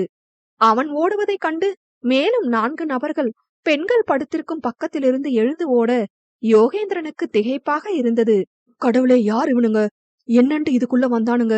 பொம்பளை பிள்ளைகள் இருக்கிற இடத்துல இவனுங்க, அதுவும் இருட்டுக்குள்ள என நினைக்கையிலேயே மனம் படபடக்க, அவர்களை துரத்துவதை நிறுத்திவிட்டு வேகமாக ஜீவாவின் அருகில் சென்றான். அவளோ காலை இறுக்கி கட்டி அதில் முகத்தை புதைத்து நடுங்கியபடி தேம்பி தேம்பி அழுது கொண்டிருக்க, அவனுக்குதான் அதனை கண்கொண்டு காண இயலவில்லை. ஜீவாப்பா, என்ன நடந்துச்சு? ஒண்ணும் இல்ல, ஒண்ணும் இல்ல, அழாதடா ப்ளீஸ் என அப்படியே அவளை நெஞ்சில் சாய்த்து தலையை தடவி கொடுத்து சமாதானம் செய்தவனுக்கு என்ன நடக்கிறதென்றே புரியவில்லை. பயமா இருக்கு யோகாப்பா, யாருன்னே தெரியல, அவன் என் பக்கத்துல என்னண்டு வந்தான்னு எனக்கே தெரியல, என்ன கண்ட இடத்துல தொட்டு. அருவருப்பில் மேலும் பேச இயலாமல் அழுது தீர்த்தவளின் கேவல் யோகேந்திரனுக்கு கடும் வேதனையும் முகம் தெரியா அந்த ஆட்களின் மேல் கடும் கோபத்தையும் கொடுத்தது. அவன் யாருன்னு கண்டுபிடிச்சு சாவடி அடிச்சிடலாம்ப்பா. என்ற தங்கப்பிள்ளைதானே நீங்க? ஒன்னும் இல்ல, பயப்பட ஒன்னும் இல்ல, நான் இருக்கேன் உங்களோட பக்கத்துல, சரியா? அழக்கூடாதுடா, நாளைக்கு முதல் வேலையா போலீஸ்ல கம்ப்ளைண்ட் கொடுக்கலாம், இதெல்லாம் ஒன்னும் இல்ல என்று அவளை நிமிர்த்தி அவளின் கண்ணீரை துடைத்து விட்டான். அவன் விழியின் வழி தெரித்த கண்ணீரை கண்டு கொள்ளாமல். இன்னும் நடுக்கம் குறைந்திடாதவளோ, நான் மட்டும் கொஞ்சம் சுதாரிக்கலனா அவன் என்ன என்ன என தேம்பியவள், சரியா பயமா இருக்குப்பா என்றால் அவனின் சட்டையை பிடித்து கொண்டு, நம்ம நாட்டுக்கு போயிடலாம் யோகாப்பா, என்ன கூட்டிட்டு போயிடுங்க ப்ளீஸ் என தருக்கை போல் அவள் அடம் பிடிக்க, அவனோ வெடித்த அழுகையை அடக்கி கொண்டு, கட்டாயம் போகலாம்ப்பா, நம்ம கட்டாயம் போயிடலாம், இப்ப நீ தைரியமா இத ஃபேஸ் பண்ணணும்டா, இப்படி அழுதா எப்படி என்ற ஜீவாப்பா ரொம்ப தைரியமான பாசிட்டிவான பிள்ளைல்ல, அவளுக்கு எந்த விஷயத்தையும் நெகட்டிவா பார்க்க தெரியாது, சரியா போயிடும்பா, இனி ஒரு தடவை இந்த மாதிரி கட்டாயம் நடக்காது, நான் உன்னோடவே தான் இருக்கேன், அழாதப்பா என்று கன்னத்தை தடவி கொடுத்தான். அவளோ, அகதியா வந்துட்டா எல்லாத்துக்கும் துணிஞ்சு இருப்போம்னு நினைச்சிட்டாங்களா யோகாப்பா, கஷ்டமா இருக்கு, ரொம்ப அருவெருப்பா இருக்கு என கூனி குறுகினாள். ஆசையும் காதலும் தான் இருக்கக்கூடாது, கற்பு கூட இருக்கக்கூடாதா யோகாப்பா? இது என்ன நியாயம்? நாட்டை இழந்துட்டா தன்மானம்னு ஒண்ணு இருக்கக்கூடாதாப்பா? என தலையை நிமிர்த்தி பாவமாக கேட்டவளை செய்வதறியாது பார்த்தவன், யாராவது சேத்த வாரி இறைச்சா சேறு பட்டுடுச்சுன்னு கலங்க கூடாது. அத தண்ணி ஊத்தி கழுவிட்டு சேத்த அடிச்சவன சேத்துக்குள்ளேயே தள்ளி விட்டுடணும். எதுக்கும் கலங்காதப்பா, நான் இருக்கல்ல என்றான் நெற்றியில் விழுந்த அவளின் கூந்தலை பின்னால் நகர்த்தியபடி. மனம் மாறாமல் தலையசைத்துக் கொண்டவளின் கோபமும் நடுக்கமும் தீராது தொடர்ந்ததில் நீர் அமிலங்கள் மட்டும் கன்னங்களை எரித்திருந்தது. மென்காதல் தீண்டலில் சுகித்திருந்த மேனி இது வன்காம தணலில் இனித்திருந்த ஸ்பரிசங்களில் கசக்குதடா. அத்தியாயம் 5. ஜீவா, நெஞ்சத்தில் சரிந்திருந்தவளை மென்மையாக அழைத்த யோகேந்திரன், இப்ப கொஞ்சம் பரவாயில்லையாப்பா என்றான். என்றவள் சிறிதும் நகராமல் இருக்க, அப்போதுதான் கண் விழித்த வசந்தி இருவரும் நிற்கும் நிலை கண்டு அதிர்ந்து வாரி சுருட்டி எழுந்தார். ஜீவனாவை தன்புறம் இழுத்து, என்ன தைரியம் இருந்தா நடுராத்திரில இப்படி ஒரு வேலை செய்வ என யோகேந்திரனை உறுத்து விழிக்க, ஒரு நொடி இருவருக்குமே ஒன்றும் புரியவில்லை. இவன் பின்னுக்கவே திரியறப்பவே நினைச்சண்டி இந்த மாதிரி ஏதாவது நடக்கும்னு என்று காட்டுக்கத்தாக கத்தியவரை, என்ன நடந்தது என்று தெரியாம கதைக்காத சித்தி என்றவள் அழுது கொண்டே நடந்ததை கூறினாள். அதனை நம்ப மறுத்தவரோ, இவனே பொறுக்கித்தனம் செஞ்சுட்டு யாரோ வந்தான்னு கதை விடுறான், நீயும் நம்பிட்டு இருக்க என அவளிடம் எகிற ஜீவனா பொங்கி விட்டாள். வாய மூடு சித்தி, என்ற யோகாப்பா பத்தி எனக்கு தெரியும். அவரு மட்டும் வரலனா அவன் என் மானத்தையே வாங்கி இருப்பான். நீ என்னடானா கொஞ்சம் கூட விளங்கி கொள்ளாம கதைக்கிற என கத்திட, யோகேந்திரன் ஜீவாப்பா விடு என்று அவளை அமைதிப்படுத்தினான். வசந்தியோ, டேய், இன்னொரு தடவை அவகிட்ட கதைக்கிற வேலை வச்சிட்டு இருந்த அவ்வளவுதான் சொல்லிட்டேன். 2 பேரும் மாறி மாறி கதை விட்டுட்டு இருக்கீங்க என்று பேசும் முன் ஜீவனாவின் வயதை ஒத்த மற்றொரு பெண் ஒருத்தி கண் சிவந்தபடி, ஆண்டி, இவ சொல்றது உண்மைதான். உண்மையாவே கொஞ்ச நேரத்துக்கு முன்னால யாருன்னே தெரியாத ஆட்கள் உள்ள புகுந்து எங்கட பக்கத்துல வந்து என்று பேச முடியாமல் நிறுத்தினாள். யோகா அண்ணா மட்டும் முழிக்கலன்னா அவனுங்க எங்களை கத்த கூட விட்டுருக்க மாட்டானுங்க என்று மூக்கை உறிஞ்சிட, அதற்குள் இவர்களின் சத்தம் கேட்டு மற்றவர்களும் எழுந்து அதிர்ந்தனர். யோகாதான் அனைவரையும் அமைதிப்படுத்தி காவல் நிலையத்தில் புகார் கொடுக்கலாம் என்றவன் கலங்கி நின்றிருந்தவளுக்கு கண்களை மூடி திறந்து ஆறுதல் அளித்தான். மறுநாள் அவன் கூறியது போல் காவல் நிலையத்தில் புகார் கொடுக்கப்பட, அக்காகிதங்கள் குப்பையில்தான் ஒதுங்கியது என்று அறியாமலேயே தன் இருப்பிடம் வந்தனர் அகதிகள். அன்றிரவு ஆகும்போதே ஜீவனாவிற்கு பயப்பந்து உருண்டோடியது. ஆனால் யோகேந்திரன், நான் முழிச்சிருக்க, நீ நித்திர கொள்ளுப்பா என அவன் இடத்திலிருந்தே சைகை செய்தவன் தருக்கை அவள் அருகில் உறங்க சொன்னான். வசந்தி முறைத்தும் கூட அவன் அதனை கண்டு கொள்ளவில்லை. அவன் அளித்த நம்பிக்கையில் அவளும் உறங்கிப் போக, யோகேந்திரன் கண்ணசரும் நேரத்தில் யாரோ மர்ம நபர்கள் மீண்டும் உள்ளே புகுந்து பெண்களின் படுக்கை அறையில் நெருங்க, அதனை கண்டு கொண்ட யோகேந்திரன், டேய் நில்லுங்கடா என கத்தியபடி துரத்தினான். அவர்கள் ஓடினாலும் ஒருவனை கையும் களவுமாக பிடித்து விட்டவன் காலில் போட்டு மிதி மிதி என மிதிக்க, அவனோ, நாட்டை விட்டு அகதியா வந்த நாய் நீ, என்ன அடிக்கிறியா என சீறி யோகேந்திரனை தாக்கினான். ஆனால் யோகேந்திரன் இருக்கும் கோபத்தையெல்லாம் ஒன்று கூட்டி அவனை பிரித்து மேய்ந்து, யாருடா நீங்கெல்லாம்? உங்களுக்கெல்லாம் மனசாட்சியே இல்லையா? நாடு இல்லாம வீடு இல்லாம சோறு கூட இல்லாம நாயா பேயா அலைறோம். எங்கிட்ட இருக்கிற எல்லாத்தையும் எடுத்துட்டா நாங்க என்னதான்டா செய்யறது? நம்ம எல்லாருக்கும் இருக்கிற ஒரே ஒற்றுமை நம்மட தமிழ் தான். ஆனா அந்த தமிழே இன்னொரு தமிழுக்கு துரோகம் செய்யறதை விட கேவலம் வேற உண்டும் இல்லடா. உங்க அக்கா தங்கச்சி கூட போய் இப்படிதான் படுப்பியா என பல்லை கடித்து கடும் சினத்துடன் கர்ஜித்தவன் மிதியை மட்டும் விடவில்லை. கையோடு அவனை காவல் நிலையத்திற்கு இழுத்து சென்றவன் காவலரிடம் ஒப்படைக்க, அந்த எஸ்ஐ தங்கபாண்டியனோ யோகேந்திரனை முறைத்தார். அறிவில்ல உனக்கு? பெரிய போலீஸ் ஆபீசரா நீங்க? அடிச்சு இழுத்துட்டு வர உரிமைய உனக்கு யார்டா கொடுத்தது? போனா போகுதுன்னு இருக்க இடம் கொடுத்தா தலைமலை ஏறி உட்காருவீங்களோ என கடிந்தவர், நீங்க உட்காருங்க சார் என்று யோகேந்திரன் பிடித்து கொண்டு வந்த சுஜித்தை மரியாதையுடன் அழைத்தார். யோகேந்திரனுக்கு தான் கோபம் தறிக்கெட்டு பொங்கியது. இருந்தும் வலுக்கட்டாயமாக அடக்கிக் கொண்டவன் தன் இருப்பிடம் நோக்கி செல்ல, ஜீவனா அவனை கண்டதும் தான் நிம்மதியாகி, என்ன நடந்துச்சு யோகா, அவனுங்கள பிடிச்சிட்டாங்களா என கேட்டிட, அவனோ, உனக்கு ஒன்னும் இல்லதானே ஜீவாப்பா என கேட்டான். இல்லப்பா, என் பக்கத்துல யாரும் வரல என்றதும் நிம்மதியானவன், இனி பயப்பட வேண்டாம் என சொல்லிட அங்கிருப்பவர்கள் ஆசுவாசமானார்கள். அக்கா, அக்கா வெகு நேரமாக விதுஷா அழைத்தபடி நிற்க, திடுக்கிட்டு நிகழ்விற்கு வந்த ஜீவனாவின் விழிகள் அவசரமாக ஜன்னல் புறம் வருடியது. யோகேந்திரன் அமர்ந்திருந்த நாற்காலி காலியாக இருக்க, யோகப்பா என மனது கிடந்து அடித்துக் கொண்டாலும், இப்ப வந்தது யாரு விது என்று தங்கையிடம் வினவினாள். நான் சொன்னேனேக்கா, பொண்ணு பார்க்க வந்தாங்கன்னு. நீ மாப்பிளைய பாத்தியா என ஆர்வமாக கேட்க, அருகில் இருந்த தரு கவனித்திராத ஜீவனாவோ கண்ணின் வழியே வர துடித்த கண்ணீரை அடக்கிக் கொண்டு யோகேந்திரனையே மாப்பிள்ளை என எண்ணிக்கொண்டாள். இன்னும் யோகாப்பா கல்யாணம் முடிக்கலையா என ஏக்கத்துடன் அவன் இருந்த திசையையே வெறித்தவள். ஆனா விது சின்ன பிள்ளையே, பிறகு என்னண்டு என்ற யோசனை வந்தாலும் பின் வாழ்க்கையில பாதி நாள் அகதியாவே கழிச்சாச்சு. இதுல கல்யாணத்தை மட்டும் என்னண்டு எதிர்பார்க்க இயலும் என்ற யோகாப்பாக்கு நல்ல வாழ்க்கை கிடைக்க போகுதுன்னா அதுக்கு சந்தோஷப்படுற முதல் ஆள் நானாதான் இருக்க இயலும். இவ்ளோ நாள் எவ்ளோ கஷ்டப்பட்டாரோ நான் இல்லாம, இனிமேலாவது அவரு வாழ்க்கையில தனிமையே இருக்கக்கூடாது என்ற பாவை மனம் பரிதவித்தது. கூடவே தன்னுடைய உடைமை ஒன்று கண்முன்னே பறிக்கப்படுவது போல் உணர்ந்தவளுக்கு நெஞ்சமெல்லாம் வலியெடுக்க, அவளின் மனமோ இப்பிரிவை முன்வந்து ஏற்றுக்கொண்டது நீதானே அனுபவி என்று வஞ்சித்து சென்றது. அக்கா, என்ன நீங்க அடிக்கடி ஆழ்நிலைக்கு போயிடுறீங்க? ஆர் யூ ஓகே அக்கா என்றால் புரியாமல். வா என்றவள் சிறு சிரிப்பை சிந்திவிட்டு அவளின் வீட்டிற்கு விரைந்தாள். விதுஷாவின் வீட்டிலிருந்து கிளம்பிய யோகேந்திரனும் தருக்கும் அமைதியின் சிகரமாக காரில் பயணம் செய்து அவர்கள் புக் செய்த ஹோட்டலை நோக்கி சென்றனர். செல்லும் வழியிலேயே யோகேந்திரனின் காரை நிப்பாட்டுங்க என்ற சத்தத்தில் கார் ஓட்டுநர் சரட்டென பிரேக் போட, கண்ணை மறைத்த நீர்த்திவளைகளுடன் அக்கட்டடத்தை வெறித்தான். தருக்கும் அவ்விடத்தை கண்டு கொண்டு தொண்டை கமர அண்ணா என்றழைக்க, யோகேந்திரனிடமிருந்து பெரும் மௌனம். தன்னவளுடன் கிட்டத்தட்ட 1.5 வருடம் கண்களால் காதல் செய்து கனவை சேர்த்து அக்கனவு அங்கேயே எரிந்து போன இடமாகிற்றே.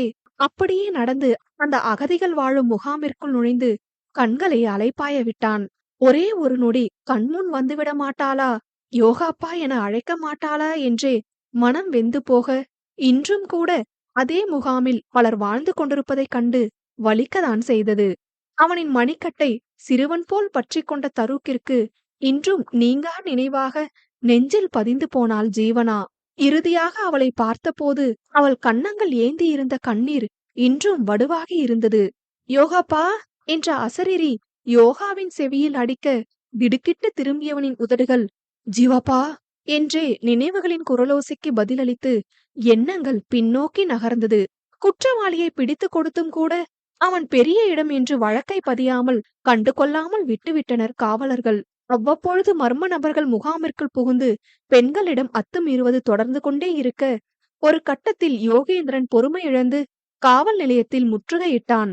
ஆக்ஷன் எடுக்க இயலுமா இயலாதா சார் என்ற கோபத்துடன் எஸ்ஐ தங்கபாண்டியன் முன் வந்து நின்றவனை அவர் ஏற இறங்க பார்த்தார். இங்கோ முகாமில் சில காவலர்கள் கூடி அறிவிப்பு கொடுத்தனர். அவர்கள் இருக்கும் இடத்தில் ஆட்கள் அதிகம் இருப்பதால் இந்த முகாமில் இருக்கும் சிலரை வேறொரு ஊருக்கு உடனே அழைத்து செல்ல போவதாக சொல்லி மாற்றல் செய்யப்படும் அகதிகளின் பெயரை வாசிக்க அதில் ஜீவாவின் பெயர் மட்டும் இருந்தது. யோகேந்திரனின் பெயர் இல்லாது போக விக்கித்து போன ஜீவனா எங்கும் செல்ல முடியாது என அடம் பிடித்தாள். வசந்தி, உனக்கு அடிச்சண்டா தெரியும், தின்றதுக்கும் படுக்கிறதுக்குமே இடம் இல்லையா? இதெல்லாம் மகாராணி பிடிவாத வேற பிடிக்கிறீங்க, முதல்ல போய் வெளிக்கிடு என்க, என்னால இயலாது சித்தி, யோகாப்பா விட்டுட்டு என்னால எங்கேயும் போக இயலாது, நான் அவரை கல்யாணம் கட்டிக்கிட்டு இங்கதான் இருக்க போறேன் என வீம்பாக கூற, காவலர் ஒருவர் பொறுமை இழந்து, இந்தாமா வேற இடத்துக்கு போயிட்டு உங்க குடும்ப பஞ்சாயத்தை பேசுங்க, வேன் எல்லாம் ரெடியா இருக்கு, கிளம்புங்க முதல்ல என்று அதட்டலை போட, வீட்டிற்குள் சென்ற ஜீவனாவிற்கு என்ன செய்வதென்று ஒன்றும் புரியவில்லை. தருக் தான் அவளின் பாவாடையை பிடித்திழுத்து, அக்கா நீயும் போறியா? என் அம்மா அப்பா மாதிரி என்னோடயே இருக்க மாட்டியா? அண்ணன் சொன்னாங்க நீதான் எனக்கு அண்ணின்னு, அப்ப அண்ணி இல்லையா என முட்டிக்கொண்டு வந்த கண்ணீரை வெளிக்கொணர்ந்து உதட்டை பிதுக்கி கேட்டவனை கேவலுடன் அணைத்து கொண்டாள் ஜீவனா. இல்ல தருக், நான் உன் அண்ணிதான், எங்க போனாலும் நான் உனக்கு அண்ணிதான், அதை யாராலும் மாத்த இயலாது என்று அவனுக்கு நம்பிக்கை அளித்தவள் அருகில் இருந்த சுவற்றை காண அது இடிந்து விழப்போகும் தருவாயில் இருந்தது. தருக், வேகமா வெளியே போ என அவனை அனுப்ப முயல்வதற்குள் சரசரவென கட்டிடம் இடிய தொடங்கியது. எஸ்ஐ தங்கபாண்டியின் பார்வை தன்னை ஒன்றும் செய்யாது என்பது போல் நெஞ்சை நிமிர்த்தி நின்ற யோகேந்திரனை, வா வெளியே போய் பேசலாம் என தனது ஜீப்பில் அழைத்து சென்றார். தயங்கியபடி அவருடன் சென்றவன், சேர், உங்களுக்கெல்லாம் என்னதான் பிரச்சனை? ஏன் சேர் எல்லாத்தையும் இழந்து ஏற்கனவே இறந்து வாழ்ந்துட்டு இருக்கிற எங்களை மறுபடியும் சாகடிச்சுட்டே இருக்கீங்க? என நியாயம் கேட்டவனை மெலிதான விரக்தி சிரிப்புடன் பார்த்தார். உங்களுக்கு இவ்ளோ பிரச்சனை இருக்கிறதுனால நிம்மதிய தேடுறீங்க. பிரச்சனை இல்லாம நல்லா வாழ்ற ஆளுங்க மத்தவங்கள துன்புறுத்தி ரசிச்சு நிம்மதியா வாழ்றாங்க. யோகேந்திரன், இந்த உலகம் இருக்கே, இது ரொம்ப சுயநலமானது மட்டுமில்ல, குரூரமானது. நீ அன்னைக்கு அடிச்ச சுஜித்தோட அப்பன் பெரிய அரசியல்வாதி. அன்னைக்கு நான் மட்டும் உன்னை அதட்டி இவனுங்களுக்கு சப்போர்ட் பண்ணாம இருந்திருந்தா அப்பவே உன் பணம் மட்டும்தான் முகாமுக்கு போயிருக்கும். நான் பாத்துக்கிறதா சொல்லி எல்லாத்தையும் சரி செஞ்சேன் என்றவரை திடுக்கிட்டு பார்த்தான். என்னடா இவன் ரொம்ப நல்லவன் மாதிரி பேசுறான்னு பாக்குறியா? வேற என்ன பண்ண? நானும் இலங்கையிலிருந்து நம்ம நாட்டுக்கு வந்தவங்கள சிவப்பு கம்பளம் விரிச்சு வரவேற்கலைனாலும் அட்லீஸ்ட் ஒரு சின்ன சிரிப்போட வரவேற்று வேண்டியதை செய்யணும்னு நினைச்சாலும் சில முதலிங்க அத செய்ய விடுறதில்ல. அத பத்தி பேசினா பேச்சு பெருசா போகும். இப்ப அவனுங்க டார்கெட்டே நீதான். விடாம போலீஸ் கேஸ் போடுவேன்னு முரண்டு பிடிக்கிறதுனால உன்னை கொலை பண்ண திட்டம் போட்டிருக்கு அந்த முதலிங்க கூட்டம். நானே உன்னை பார்த்து இந்த விஷயத்த சொல்லி கேர்ஃபுல்லா இருக்க சொல்லணும்னு நினைச்சேன். ஆனா நீயே வந்ததும் வசதியா போச்சு. இவனுங்களுக்கு ஆமாசாமி போடுற இடத்துலதான் நானும் இருக்கேன் யோகேந்திரன். என்னால முடிஞ்சது அவனுங்களால உனக்கு ஆபத்து வராம காப்பாத்த ஒண்ணு பண்ணலாம். உன் டீட்டெயில் எல்லாம் பார்த்தேன். நிறைய படிச்சிருக்க. நல்ல ஃபியூச்சர் இருக்கு உனக்கு. இப்ப அரசோட சேர்ந்த என்ஜிஓ மூலமா சில அகதிகள அவங்க நாட்டுக்கு திரும்ப அனுப்ப முயற்சி பண்றாங்க. நாளைக்கு ஒரு ஷிப் இங்க இருந்து கிளம்புது. நீ அதுல தப்பிச்சு ஸ்ரீலங்கா போயிடு. உனக்கு ஒரு தம்பி வேற இருக்கான்ல, அவனை கூட்டிட்டு கிளம்பு என்றார். மீண்டும் தன் தாய்நாடு திரும்பதான் அவன் காத்திருக்கிறான். ஆனால் அதெப்படி நடக்கும் அநியாயம் அறிந்தும் அதனை கண்டு கொள்ளாமல் கிளம்ப முடியும்? இப்போது ஜீவனாவும் இருக்கிறாளே என குழம்பிய குட்டையாக புருவம் சுருக்கியவன், சேர், என்ன நம்பி ஒரு பிள்ளை இருக்கா. அவளை விட்டுட்டு பிரச்சனைக்கு பயந்து என்னால ஓட இயலாது. சொந்த நாட்டுல இருந்தும் ஓட விடுறீங்க, அண்டி வந்த நாட்டுல இருந்தும் ஓட விடுறீங்க. பிழை செய்யறவங்கள தட்டி கேட்காம அதை தட்டி கேட்கணும்னு சொல்றவங்கள தப்பிச்சு போக சொல்றது என்ன நியாயம் சேர்? என்னால எங்கேயும் போக இயலாது. அவனுங்களால ஏழுமானதை செய்யட்டும் என்று உறுதியுடன் கூறியவன் முகாமிற்கு வந்தடைந்தான். அங்கு வந்தவனுக்கோ இதயம் ஒரு நொடி நின்று துடித்தது. ஆம்புலன்ஸ் ஒரு புறமும் மக்களின் கூக்குரல் ஒரு புறமும் அவனை பந்தாட, "பரூக், பரூக், ஜீவா" என கத்திக் கொண்டு உள்ளே சென்றான். எங்கு தேடியும் அவனின் உயிரான இருவரையும் காணாமல் ஆங்காங்கே இடிந்து விழுந்த செங்கலை ஆவென கத்தியபடி பார்த்தவன், "ஜீவாப்பா, தரு" என்று விடாமல் அழைத்து கண்ணீரில் தன்னை தொலைத்தான். பின் சிலரை மருத்துவமனைக்கு அழைத்து சென்று விட்டதாக கேள்விப்பட்டதும் நேராக அங்கு சென்றவனை சிறிது சாந்தப்படுத்தவென்றே சிறிய சிராய்ப்பு மற்றும் கையில் போடப்பட்ட சிறிதான கட்டுடன் தருக்கை கண்ட பிறகே உயிர் வந்தது. அவனை கட்டிக்கொண்டு தேம்பி அழுதவன், "அடிபட்டுருச்சா தரு? சரியா நோகுதா? சோரிடா, அண்ணா உன்னை விட்டுட்டு போயிருக்க கூடாது" என அவனின் கன்னம் தாங்கி உதடு துடிக்க கலங்கினான். "எனக்கு ஒண்ணும் இல்ல அண்ணா. ஜீவா அக்கா தான் என்ன தள்ளி விட்டுட்டாங்களே. எனக்கு சாடையாதான் அடிபட்டுச்சு. ஆனா ஜீவாக்காக்கு தான் முகம் ஃபுல்லா ரத்தம்" என விழியகல பாவமாக கூறிட யோகேந்திரனுக்கு ஒன்றுமே ஓடவில்லை. "ஜீவாப்பாவ பாக்கணும், என்ற ஜீவாப்பாவ பாக்கணும்" என இதயம் அதிவேகமாக துடிக்க அவளை தேடி அலைந்தவனுக்கு தோல்வியே கிட்டியது. சலசலவென மக்களும் ஆங்காங்கே இருக்க அப்பெரிய மருத்துவமனையில் யாருக்கும் விவரமும் தெரியவில்லை. அவனுக்கும் அவளை கண்டுபிடிக்க இயலவில்லை. இதில் சிலரை மருத்துவத்திற்காக பக்கத்து ஊரில் இருக்கும் மருத்துவமனைக்கு அழைத்து சென்றதாக கூற, தருக்கை கையோடு அழைத்து கொண்டு அங்கு சென்றவனுக்கும் தோல்வியே கிடைக்க, கையில் கிடைத்த வைரத்தை தொலைத்ததொரு ரீதியில் துவண்டு போனான்.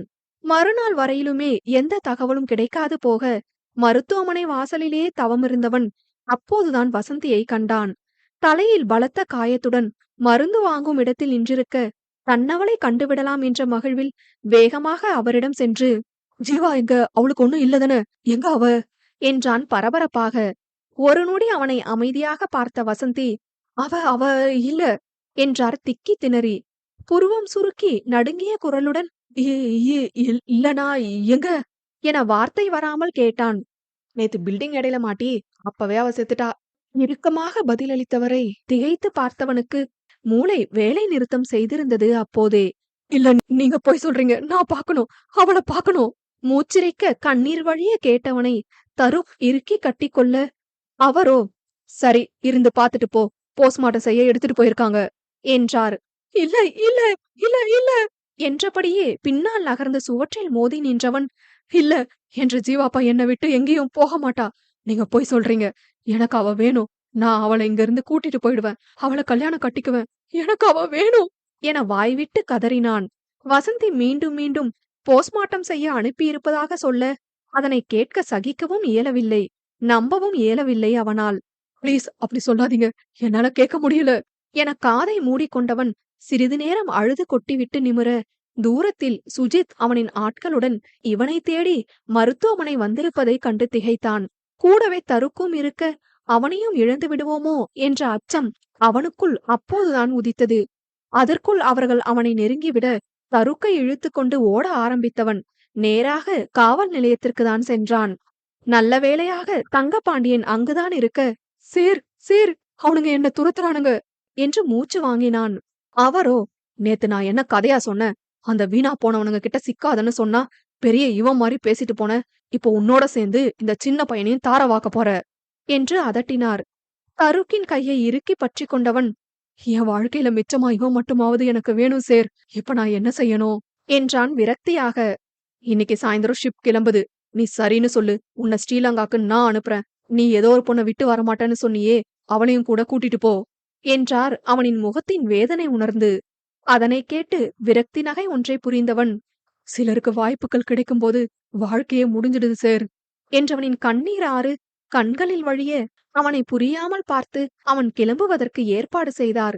அவர் சொன்னது போன்று அன்று கப்பலில் அவனை ஏற்றிவிட, உறங்கிய தருக்கை தோளில் போட்டுக்கொண்டு தாய் தந்தையை இழந்து ராமேஸ்வரம் வந்தது போல் தன் உயிரானவளை இழந்து தாய்நாடு திரும்பினான் யோகேந்திரன்.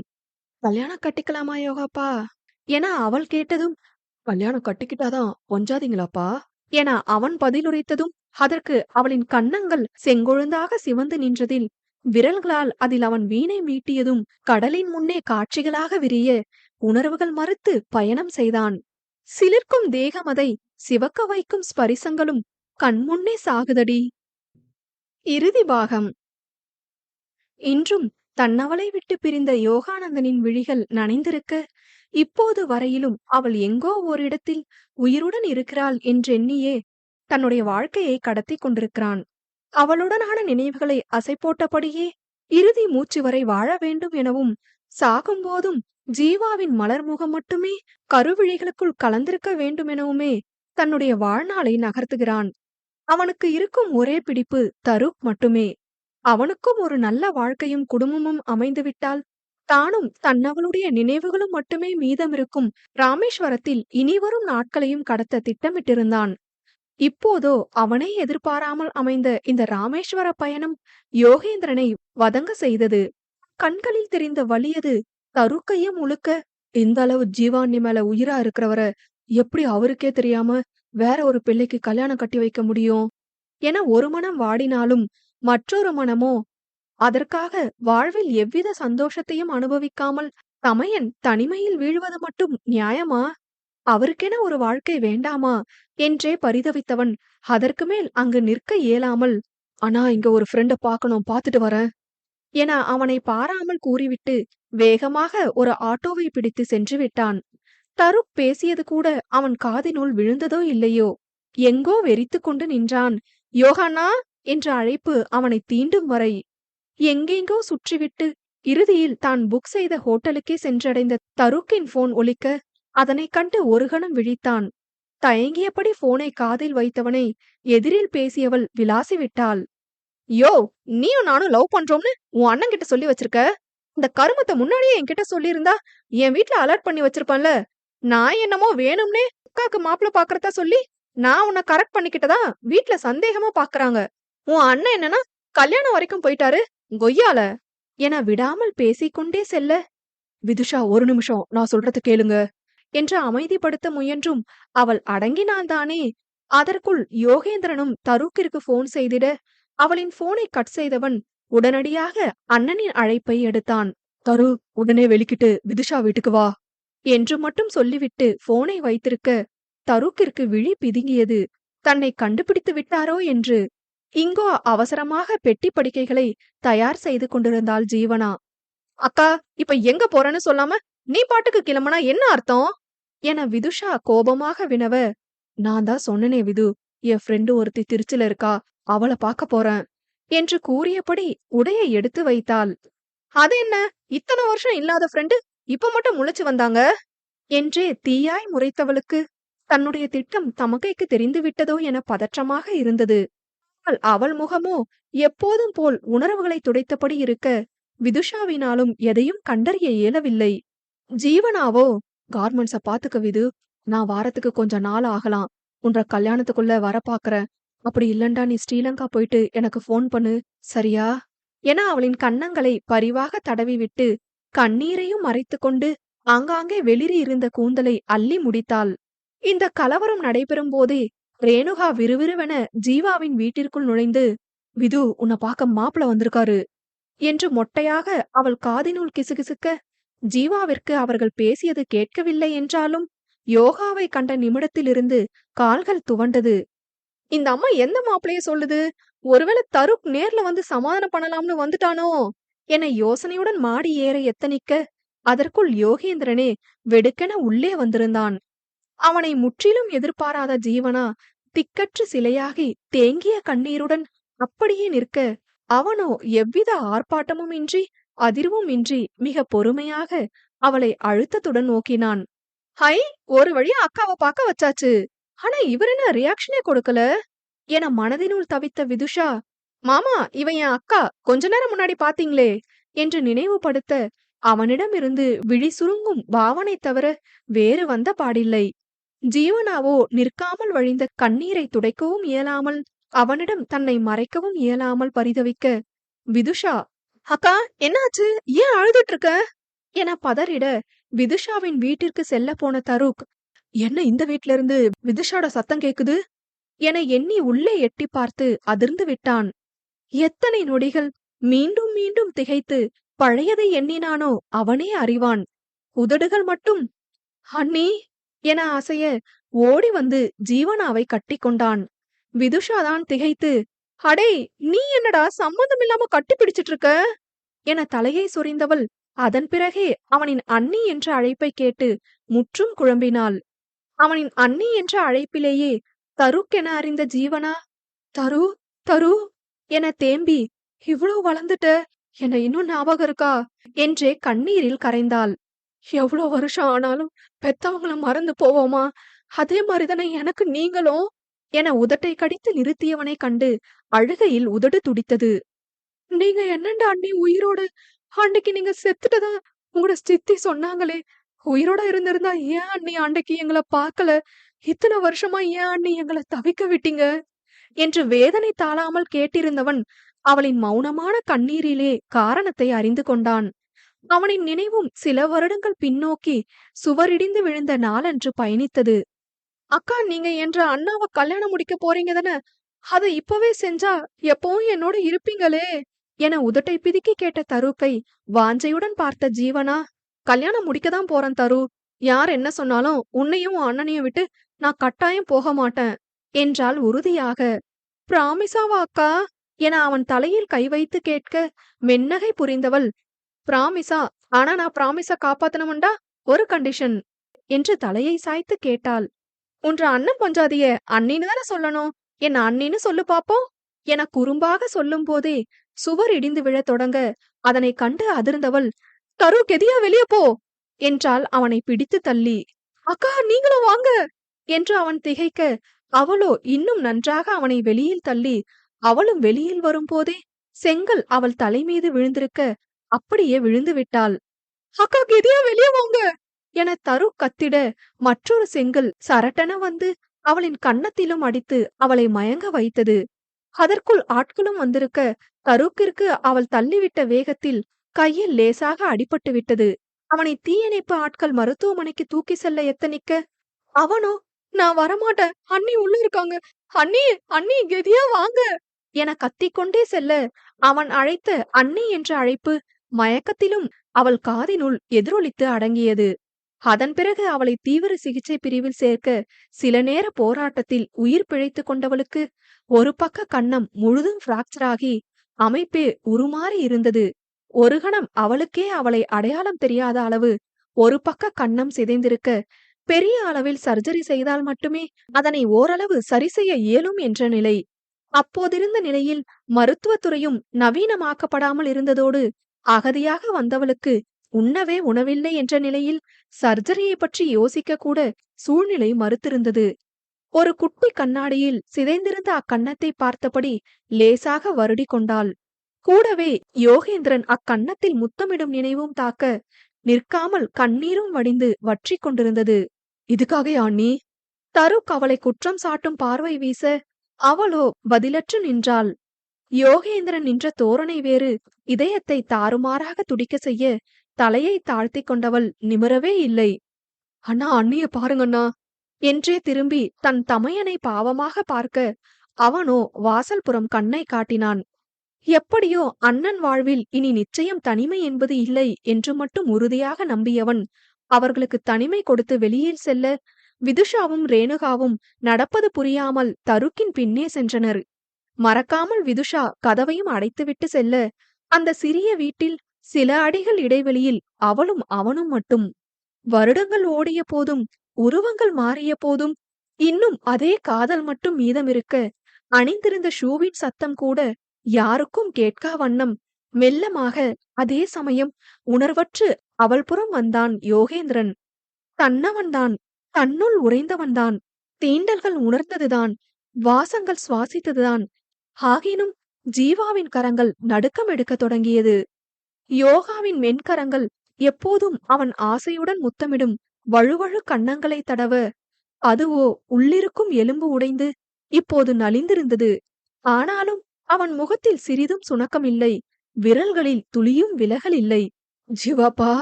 உடைந்த குரலில் பல வருடம் முன்பு அழைத்தது போன்றே இன்றும் அதே நேசத்துடன் அவன் அழைத்திருக்க, அதில் மொத்தமாக உடைந்த பெண்ணவள் முகத்தை மூடி அவன் நெஞ்சில் சாய்ந்து அழுது தீர்த்தாள் இத்தனை கால வேதனைகளையும். என்னட்ட என்னத்துக்காக இந்த பொய் ஜீவாப்பா? நீ செத்துட்டண்டு உன்ற சித்தி சொன்னதும் அந்த நிமிஷமே நானும் சாகணுண்டு தான் இருந்தேன். தருக் மட்டும் இல்லண்டா, இத்தனை வருஷமும் நெஞ்ச அடைக்கிற உன்ற நினைவுகளை தாங்கிட்டு என்னால வாழ்ந்திருக்கவே இயலாது என்றவன் ஆங்காங்கே ஒளிர்ந்த நரைமுடிகளை கோதிவிட்டான். தெரியும் யோகா அப்பா, நான் இல்லாம உங்களால இருக்க இயலாதுண்டு எனக்கு தெரியும். தருக்காக நீங்க உங்களுக்கென்று ஒரு வாழ்க்கைய அமைச்சு கொள்வீங்கண்டோ எனக்கு தெரியும் என வார்த்தைகள் தேய கூறியவளை நிமிர்த்தியவன், ஹே, எனக்கென்று ஒரு வாழ்க்கையா? அது நீ என்றைக்கு என்னை விட்டு போனியோ அன்றைக்கே முடிஞ்சது ஜீவாப்பா என்றான் வேதனையாக. கண்ணில் நீர் நிறைய, அப்ப விது என அவள் தயக்கமாக நிறுத்த அவனோ புரியாமல், என்ன விது என கேட்டான். இல்ல, விதுவ நீங்க கல்யாணம் கட்டிக்கதானே கொஞ்ச நேரத்துக்கு முன்னால கதைச்சிட்டு இருந்தீங்க என்று கேட்டுவிட அவனின் முகம் கோபத்தில் சிவந்து விட்டது. காணும் ஜீவா, அந்த பிள்ளையோட வயசு என்ன, என்ற வயசு என்ன? அதுவும் நீ இருந்த இடத்துல இன்னொரு பிள்ளைய வச்சு பாக்க என்னால என்னண்டு ஏலும்? என்ன நீ என்னண்டு நினைச்சிட்டு இருக்க? உன்னை பாக்கலண்டா உன்னை மறந்துருவேண்டா? இல்ல உன் அழகு போயிட்டண்டா உன்னை பார்க்க மாட்டேனா? அழகுன்றது வெறும் பார்வைக்கு மட்டும் தெரியறது இல்ல ஜீவா, அதெல்லாம் ஒரு விதமான உணர்வு. என்ற ஜீவா எல்லா அழகுக்கும் அப்பாற்பட்டவ என ஆத்திரத்தில் பொங்கியவன், விதுவ தருக் விரும்புறான், அவனுக்காக தான் நான் கதைக்க வந்தேன். முதல்ல நான் உன்னை பாக்கல, பிறகு நீ இங்க இருக்கிறது தெரிஞ்சுதான் இங்க வந்தேன். என்னால நம்ப இயலல ஜீவா, இத்தனை காலமும் என்ற பொக்கிஷத்தை பக்கத்துல வச்சுட்டு தொலைச்சிருந்தேண்டு. உண்மைய சொல்லு ஜீவாப்பா, அன்னைக்கு ஏன் உன்ற சித்திட்ட அப்படி சொல்ல சொன்ன? இந்த காரணத்துக்காகவா? ஓம் என்று மட்டும் சொல்லிடாத ஜீவாப்பா, நம்மட காதலை இதை விட நீ கொச்சப்படுத்த முடியாது என தவிப்புடன் கூடிய வருத்தத்தில் கத்தினான். யோகாவின் கூற்றில் வதங்கியவள், இல்ல யோகாப்பா இல்ல என்றபடி வடுவாக இருந்த கன்னத்தை தேய்த்து கொண்டவள், இதெல்லாம் ஒரு காரணமா எனக்கு முதல்ல தெரியல. அந்த விபத்து நடந்ததும் என்ன பக்கத்துல இருக்கிற ஆஸ்பத்திரியில தான் சேர்த்தாங்க. பிறகு அங்க பெட் இல்லைன்னு பக்கத்து ஊர்ல இருக்கிற ஆஸ்பத்திரிக்கு கொண்டு போனாங்க. அங்கன்னு பார்த்து சுஜித் 4 ஆளுங்களோட அங்க வந்துட்டான். வந்தவன் நான் கண்ணு முழிச்சதும் உங்களை எங்கன்னு கேட்டு பயமுறுத்தினான். நீங்க ஏதோ பெரிய ஆபீசர்ட்ட அவனை பத்தி மனு கொடுத்ததாவும், நீங்க கையில மாட்டினா உங்களை சும்மா விட மாட்டேன்டும் சொன்னான். அதோட தருக்க பத்தியும் கேட்டான் என்றவள் அன்று நடந்ததை விளக்கினாள். எஸ்ஐ தங்கபாண்டியன் எந்த ஆக்ஷனும் எடுக்க இயலா நிலையில் இருக்க, முகாமில் இருக்கும் பெண்களிடம் தவறாக நடக்கிறார்கள் என்று சுஜித்தின் மீது நடவடிக்கை எடுக்குமாறு கமிஷனரிடம் மனு கொடுத்தான் யோகேந்திரன். அவரோ வெகு கெடுபிடியாக சுஜித்தின் மீது வழக்கு போட, சுஜித்தோ கடும் சினத்திற்கு ஆளாகி மொத்த ஆத்திரத்தையும் யோகேந்திரன் மீது கொட்ட முடிவெடுத்தான். அந்த நேரத்தில்தான் விபத்து நேர்ந்திட யோகேந்திரன் அதில் தப்பித்து விட்டான் என்றறிந்தவன் அவனுக்கும் ஜீவனாவிற்கும் இடையில் இருக்கும் காதலையும் அறிந்திருந்தான். அவளை காண நிச்சயம் அவன் வருவான் என கணித்தவன் ஜீவாவிடம், எங்க போனாலும் அவன் சாவு ஏன் கையில தான், உன்னை பார்க்க அவன் வருவான்ல, அவனையும் அவன் தம்பியையும் என்ன பண்றேன்னு மட்டும் பாரு.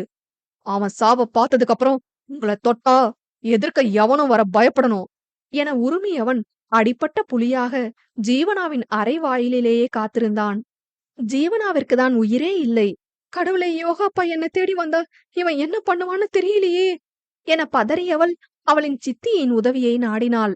நீங்க ஆஸ்பத்திரி வாசலையே நின்று யோகா வந்தா திருப்பி அனுப்பி விடுங்க என்று கெஞ்சிட, அவரோ அவன் எக்கேடோ கெட்டு போறான், பொழைக்க வந்த இடத்துல என்ன ரோஷம் வேண்டி கிடக்கு, இவனால இப்ப நம்மளும் இவனுங்களுக்கு பயந்து போக வேண்டியதா இருக்கு என்று கடுப்படித்தார். சித்தி ப்ளீஸ் சித்தி, சுஜித் கதைக்கிறத பார்த்தா எனக்கு பயமா இருக்கு, தயவு செஞ்சு அவரை காப்பாத்துங்க என்றவளுக்கு நடக்கவும் இயலாதவாறு காலிலும் அடிபட்டிருந்தது. ஒருக்கா உன்னை பார்த்துட்டு போயிட்டாலே பிறகு உன்ற முகர லட்சணத்தை பார்த்து அவனே தூரமா எங்கேயாவது ஓடிடுவான். பிறகு சுஜித் அவனை ஒன்னும் செய்ய இயலாது என எரிந்து விழுந்திட அவளுக்குதான் சுருக்கென இருந்தது. என்ற யோகாப்பா என்னை பார்த்துட்டு அப்படியெல்லாம் போக மாட்டாரு, எனக்கு தெரியும் என அழுத்தத்துடன் கூடிய அழுகையுடன் வாதிட்டவள், தயவு செஞ்சு நீங்க போய் அவரு வராரான்னு பாருங்க என்றாள். அவன் சரியான விடா கொண்டான், என்ன சொன்னாலும் போக மாட்டான். அவன் திமிர் காட்டினா நானே சுஜித் கிட்ட புடிச்சு கொடுத்துடுவேன் என கடுப்படிக்க ஒரு கட்டத்தில் பொறுமை இழந்தவள், நான் செத்துட்டேன்னு சொல்லுங்க, அவர் போயிடுவாரு என்றாள் கோபமாக. சரி அசட்டையாக கூறிய வசந்தி அப்படியே யோகேந்திரனிடமும் கூறிவிட்டு ஜீவனாவிடம் சொல்ல அவள் அதிர்ந்து விட்டாள். கோபத்துல சொன்னதை அப்படியே போய் சொல்லிடுவீங்களா? ஐயோ என்ற யோகாப்பா உடைஞ்சு போயிருப்பாரு, ஏன் சித்தி இப்படி செஞ்சீங்க என தேம்பிட, பிறகு உன்னை நாங்க போனா போகுதுன்னு காப்பாத்தி இந்தியாவுக்கு கூட்டிட்டு வருவோமாம். இவன் நோகாம காதல் கருமாந்திரம் செஞ்சுட்டு கவர்மெண்ட் குடுக்கற காசையும் பொருளையும் அவனை கட்டிக்கிட்டு அவனுக்கு கொடுப்பாளாம், நாங்க பாத்துக்கிட்டு இருக்கணுமா என மனசாட்சி இல்லாமல் பேச அவளோ தீப்பார்வை வீசினாள். கேவலம் இதுக்காக தான் என்ன கூட வச்சிருந்தீங்களா என்றெண்ணி இறுகிவிட்டவள் எப்படியாவது யோகேந்திரனை சந்திக்க வேண்டும் என்று முயன்றும் முடியாமல் போனது. எங்கு போனான் என தெரியாமல் தவித்தவள் எப்படியும் இலங்கை சென்றிருப்பான் என்று கணித்தாள். அவளின் சித்தி குடும்பம் வேறொரு ஊருக்கு சென்றுவிட அவர்களுடன் செல்ல மறுத்தவள் அவனின்றி உணர்வுகளை இழந்து ராமேஸ்வரத்தில் அதே முகாமில்தான் இருந்தாள், அவனுடனான நினைவுகளை அசை போட்டுக் கொண்டு. பின் சிறிது நாளில் அகதிகள் முகாமை விட்டு வெளியேறி வேலை தேடிக் கொள்ளலாம் என்ற அரசின் உத்தரவின் பேரில் ஒரு கார்மெண்ட்ஸில் வேலை தேடிக்கொண்டு இறுதியில் விதுஷாவின் வீட்டிற்கு கீழே வாடகைக்கு குடிவந்தாள் என்று கூறி முடித்தவள் நிமிர்ந்து யோகாவை காண அவனோ தழும்பிய நீர்த்துளிகளுடன் நின்றிருந்தான். அவளை கட்டி அணைத்து கழுத்தில் முகத்தை புதைத்து, சோரி ஜீவாப்பா, நான் ஒழுங்கா விசாரிச்சிருக்கணும் தானே, அவங்க சொன்னதை உண்மண்டு நம்பி எதையும் யோசிக்காம உன்னை விட்டு போயிருக்க கூடாது ஜீவாப்பா, சோரிடா என முகம் முழுதும் முத்தமிட்டான். ஜீவனாவோ அவனின் வாயை பொத்தி, நீங்க ஏன் சோரி சொல்றீங்க யோகாப்பா, என்னை விட உங்களுக்கு தான் கஷ்டம் என்றபடி அவனின் கண்ணீரை துடைத்து விட்டவளின் கையை பிடித்து அழுத்தமாக இதழ் பதித்தவன், இல்லடா, நீதான் இந்த வலியோட சேர்த்து என்னையும் இழந்து தனியாவே இருந்து கஷ்டப்பட்டிருப்பதன என்றான் வலியுடன். அவனின் வலி தாழாமல், ஐயோ தனியா எல்லாம் இல்ல யோகாப்பா, விதுஷாவோட அப்பா அம்மா என்ன அவங்களோட பெத்த பிள்ளை மாதிரி பார்த்து கொள்வாங்க. விதுஷாவும் அக்கா அக்கான்னு என்னட்ட சரியான பாசம் இருப்பா. அவங்க அன்பு மட்டும் இல்லண்டா உண்மையாவே சரியா தவிச்சு போயிருப்பேன். முதல்ல எல்லாம் சில நேரம் நினைப்பேன், இந்தியால நம்ம பிழைப்பு தேடி வந்திருக்கோம், ஆனா இங்க இருக்கிறவங்க இவ்ளோ மோசமா இருக்காங்களேன்னு. இங்க வந்த உடனேதான் நல்லவங்களும் இருக்காங்கன்னு விளங்குச்சு யோகாப்பா. பிறகுதான் ஒரு விஷயம் உரைச்சிச்சு, எந்த இடத்துக்கு போனாலும் சுத்தி இருக்கவங்களோட நல்ல மனசு பொறுத்துதான் நம்மோட தலையெழுத்து இருக்குமெண்டு என கலங்கிய குரலில் கூறியவள் அவன் மேல் சாய்ந்து கொண்டாள். இடையுடன் இழுத்து பிடித்து கொண்டவன், ஸ்ரீலங்காக்கு போனதும் நான் மறுபடியும் ராமேஸ்வரம் வந்தேன் ஜீவாப்பா என நிறுத்த அவளோ விலகி அவன் முகத்தை ஏறிட்டாள். இருவரின் இதழ்களும் நூலளவு இடைவெளியில் இருக்க செவ்விதழ்களுக்கு ரசனையுடன் முத்தமிட்டவன், நீ செத்துட்டண்டு என்னால நம்ப இயலாம திரும்பியும் வந்தேன் உன்னை தேடி நாம இருந்த முகாமுக்கு. ஆனா அப்ப நீ அங்க இல்ல. யார்கிட்டயாவது விசாரிச்சு நீ இறந்துட்டன்னு ஊர்ஜிதமா சொல்லிட்டா திரும்பியும் அதை கேட்க எனக்கு சக்தி இல்லைன்னு ஸ்ரீலங்காவுக்கு போயிட்டேன் என்றான் கண்ணீரில் நீர் கசிய. என்ன அவ்வளோ தேடுனீங்களாப்பா என்றவளின் விழிகள் அவனின் காதலின் ஆழத்தில் விரிய, நிறைய நிறைய தேடினம்பா, இப்பவும் நாம இருந்த முகாமுக்கு போய் என்ற கண்ணு உன்னதான் தேடுச்சு, நீ இல்லண்டு மூளை சொன்னாலும் மனசு ஏத்துக்கலே என்றபடி நெற்றியில் இதழ் பதித்தான். அவனின் ஒவ்வொரு முத்தத்திற்கும் சிவந்து போனவளுக்கோ மீண்டும் 15 வயது குறைந்தது போன்றதொரு பிரம்மை. காலையில உங்கள பார்த்ததும் எனக்கு சரியான சந்தோஷம் யோகாப்பா. அப்படியே ஓடி வந்து கட்டி பிடிச்சுக்கணும் போல இருந்துச்சு. நீங்க ஸ்ரீலங்கால இருக்கீங்கன்னு தெரியும்.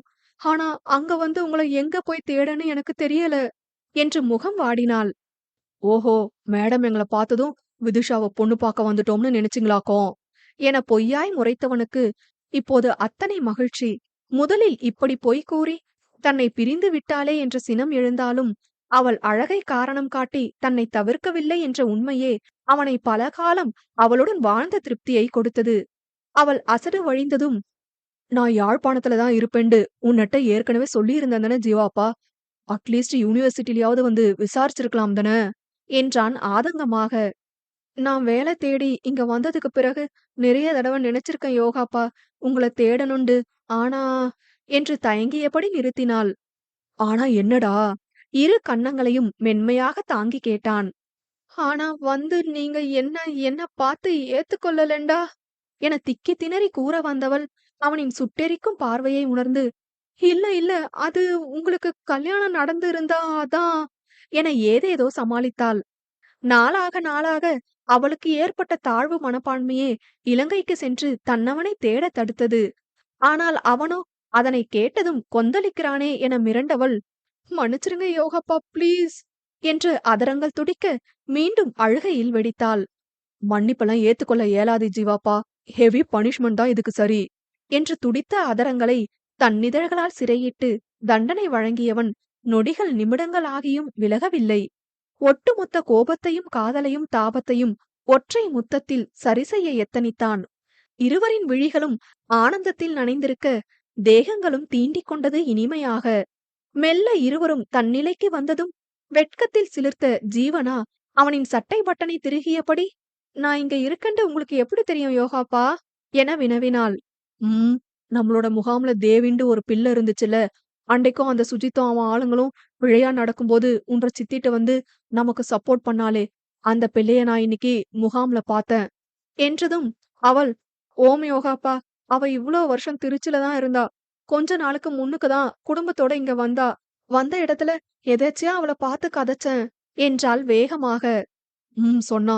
அதோட அன்னைக்கு நடந்த விபத்து பத்தியும் என்று நிறுத்த அவனை கண்கலங்கி பார்த்தவள், அதனாலதான் என்னை இந்த மாரி பார்த்தும் நீங்க ஷாக் ஆகலையா என சிதைந்த கன்னத்தை பற்றி கேட்டாள். அவ சொல்லாம இருந்திருந்தாலும் நீ உயிரோட இருக்கிறத நினைச்சு சந்தோஷப்பட்டிருப்பேனே ஒழிய உன்ற முகத்தை பார்த்து ஷாக் ஆகியிருக்க மாட்டேன் என்று உறுதியாக கூறியவனை தாவி அணைத்துக் கொண்டாள். ரொம்ப ரொம்ப தேங்க்ஸ் விதுஷா. எனக்கு சரியான சந்தோஷம். என்ற அண்ணிய நான் திரும்பி பாப்பேனுண்டு நினைச்சு கூட பாக்கல என்றே மகிழ்ச்சியில் திளைத்திருந்தான் தரூக். விதுஷாவோ நடந்த அனைத்தையும் அறிந்து அவர்களின் காதலை எண்ணி கசிந்த நீர்த்துளிகளை துடைத்துக் கொண்டு சிறு வயதில் பாசம் காட்டிய ஜீவனாவின் மேல் இன்றும் அதே அன்புடன் இருக்கும் தருக்கை ரசித்து பார்த்தாள். நீங்க டீட்டெயில்ஸ் எதுவும் பாக்கலையா என அவள் கேட்க, இல்ல விதுஷா, என்ற அண்ணி இடத்துல வேற யாரையும் வச்சு பாக்க எனக்கு விருப்பம் இல்ல. ஆனாலும் அண்ணா தனிமையில இருக்கிறத என்னால என்னண்டு பாக்க இயலும். அதான் பிடிவாதமா பெண் பார்த்தேன். பட் இப்படி ஒரு சந்தோஷத்தை நான் எதிர்பார்க்கவே இல்ல என்றான் மீண்டும் மீண்டும் வழிந்த கண்ணீரை துடைத்துக் கொண்டு. இதில் வார்த்தைக்கு வார்த்தை என்ற அண்ணி என கூறியவனை போலியாக முறைத்தவள், ஹலோ ஹலோ ஒரு நிமிஷம், அவங்க முதல்ல எனக்கு அக்கா, அப்புறம்தான் உங்களுக்கு அண்ணி என்றாள். லேசாக எழுந்த பொறாமையில் அவளை முறைத்தவன், உங்களுக்கு முன்னாடியே எனக்கு அவங்கள தெரியும் விதுஷா. சொல்லணுமெண்டா, அண்ணா என்னைக்கு அண்ணிய விரும்ப தொடங்கினாங்களோ அப்பவே 2 பேருக்கும் கல்யாணம் முடிஞ்சு என்க. இந்த வாயில வடை சுடுற வேலையெல்லாம் வேணாம். முறைப்படி கல்யாணம் ஆச்சா? இல்ல இல்ல, அதுவரை அவங்க என் அக்காதான் என அவனை வம்பிழுக்க அவனுக்கு புசுபுசுவென கோபம் வந்தது. உதட்டை கடித்து சிரிப்பை அடக்கிய விதுஷா, சரி நமக்குள்ள எதுக்கு ஆர்கியூமெண்ட், நீங்க முக்கியமா நான் முக்கியமான்னு நான் அக்கா கிட்டே கேட்டுக்கிறேன் என்று உள்ளே செல்ல போக அவளை தடுத்தான் தரூக்.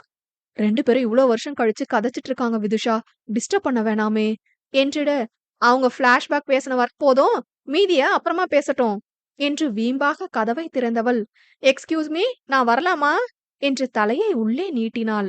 விதுஷாவை கண்டதும் இருவரும் விலகிட அவளுக்கோ தன் தமக்கையின் முகத்தில் தெரிந்த நிறைவைக் கண்டு நிம்மதியாக இருந்தது.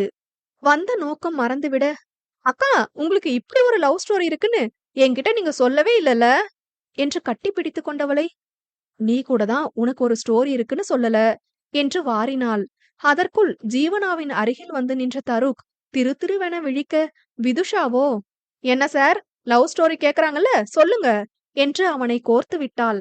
ஜீவனாதான், "ஸ்ரீலங்கால இருந்து இங்க காதலா என்ற பெரிய மனுஷருக்கு" என்று அவன் காதை திருகிட, அவனுக்கோ பழைய நினைவில் முணுக்கென கண்ணீர் பூத்தது. "முதல்ல 2 பேரும் என்ன மன்னிச்சிடுங்க" என தலையை தாழ்த்தியவனை யோகேந்திரன், "என்னத்துக்கு தரு?" என்றான் புரியாமல். "நானும் விதுஷாவும் லவ் பண்ணல" என்று உண்மையை ஒப்புக்கொண்டவன் இங்கு யோகேந்திரனை அழைத்து வந்ததற்கான காரணத்தை கூறினான். தன்மேல் அவனுக்கிருக்கும் அன்பில் யோகா கண்கலங்க, "உங்களோட இடத்துல வேற ஒருத்தவங்கள வைக்க விருப்பம் இல்லாம நான் பேர் கூட கேட்கல" என்ற அவனின் வாசகத்தில் ஜீவனா நெகிழ்ந்தாள். இருவரும் அவனை வாஞ்சையுடன் அணைத்துக் கொள்ள, தரு விதுஷாவை நோக்கி, "சோரி விதுஷா, என்ன இருந்தாலும் உங்களோட விருப்பம் இல்லாம நான் அப்படி பொய் சொல்லியிருக்க கூடாது" என்றிட, அவளோ நமட்டு சிரிப்புடன், "சில நேரம் பொய் சொல்லலாம், தப்பில்ல. அதே மாரி பொய்ய உண்மையா மாத்துனாலும் தப்பில்ல. என் அப்பா அம்மாலாம் ஓகே தான் சொல்லுவாங்க" என அவனை சீண்டி மறைமுகமாக தன் காதலையும் எடுத்துரைத்துவிட்டு வெளியில் சென்றாள். ஒரு கணம் அவள் என்ன சொன்னாள் என்றே தருக்கிற்கு புரியவில்லை. பேந்த பேந்த விழித்தவன், "இப்ப என்ன சொல்லிட்டு போறாங்க?" என ஜீவனாவிடமே கேட்க, வெளியில் இருந்து விதுஷாதான், உன்னை டியூப் லைட்னு சொல்றேன்" என்று கத்தினாள். "என்னது டியூப் லைட்டா?" என தலையை சொரிந்தவனைக் கண்டு யோகாவும் ஜீவாவும் ஒரு சேர சிரித்து விட்டனர். ஜீவனா, "உனக்கு இன்னும் விளங்கலையா? என்ற தங்கச்சி உன்னை லவ் பண்றாளாம், போய் என்னண்டு கேளு" என்றாள் நக்கலாக. அதில் திகைத்தவன் யோகாவை பாவமாக பார்க்க, "என்ன என்னத்துக்குடா பாக்குற? இத பொய் சொல்றதுக்கு முன்னால யோசிச்சிருக்கணும். இப்ப அனுபவியா அந்த பிள்ளட்ட" என அவன் பங்கிற்கு கேலி செய்ய, அவனுக்கோ விதுஷாவை எண்ணி வெட்கம் ஒரு புறமும் சில்லென்ற உணர்வு ஒரு புறமும் தாக்கி கூச்சத்துடன் வெளியில் ஓடிவிட்டான். "என்ன யோகாப்பா இவன் இப்படி வெட்கப்படுறான்?" என்று கலகலவென சிரித்த ஜீவனாவை ரசனையாக பார்த்தவன், "இவன போய் லவ் பண்றான்னு நம்பி இந்தியா வர வந்திருக்கனே" என தலையில் அடித்துக் கொள்ள மேலும் பீறிட்டு சிரித்தாள்.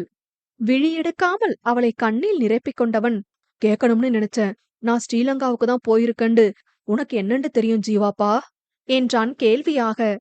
"அந்த போலீஸ் உங்கள போக சொன்னாருன்னு நீங்க தான் சொன்னீங்களே, அத வச்சுதான். அதோட கடலோரத்துல சுஜித்தோட சடலம் ஒதுங்கி இருந்ததா நியூஸ்ல வந்தத வச்சு, அவன் இறந்த நாள குத்து மதிப்பா நியூஸ்ல சொன்ன நேரமும் நீங்க இங்கிருந்து கப்பல்ல கிளம்புன நேரமும் ஒண்டா இருந்தத வச்சுதான் கெஸ் பண்ணேன்" என்றாள் தலையை சாய்த்து. சற்றே வியப்பை காட்டியவன் பெருமூச்சு விட்டு, "ஹாஸ்பிட்டல்ல சுஜித் என்ன பாத்துட்டான். அவனால தருக்குக்கு ஏதாவது ஆகிடுமோ என்று பயந்து நான் தங்கபாண்டிய சேர்கிட்ட உதவி கேட்டேன். கப்பல்ல ஏறுற நேரம் போக இயலல. திரும்பி முகாமுக்கே வந்து நீ இருந்த இடத்திலேயே வாழலாம்னு நினைக்கக்குள்ள அவன் என்ன தேடி வந்துட்டான். இருந்த கோபத்துல அவன கடல்ல அமுத்திட்டேன். அந்த இடம் இருட்டாவும் இருந்ததால யாருக்கும் தெரிய வாய்ப்பில்ல. கடலுக்குள்ளேயே முங்கி அவன் செத்துட்டான். பிறகு அங்க இருந்தா இன்னும் பிரச்சனை ஆகும்னு சொல்லி நான் கப்பல்ல ஏறிட்டேன் ஜீவாப்பா.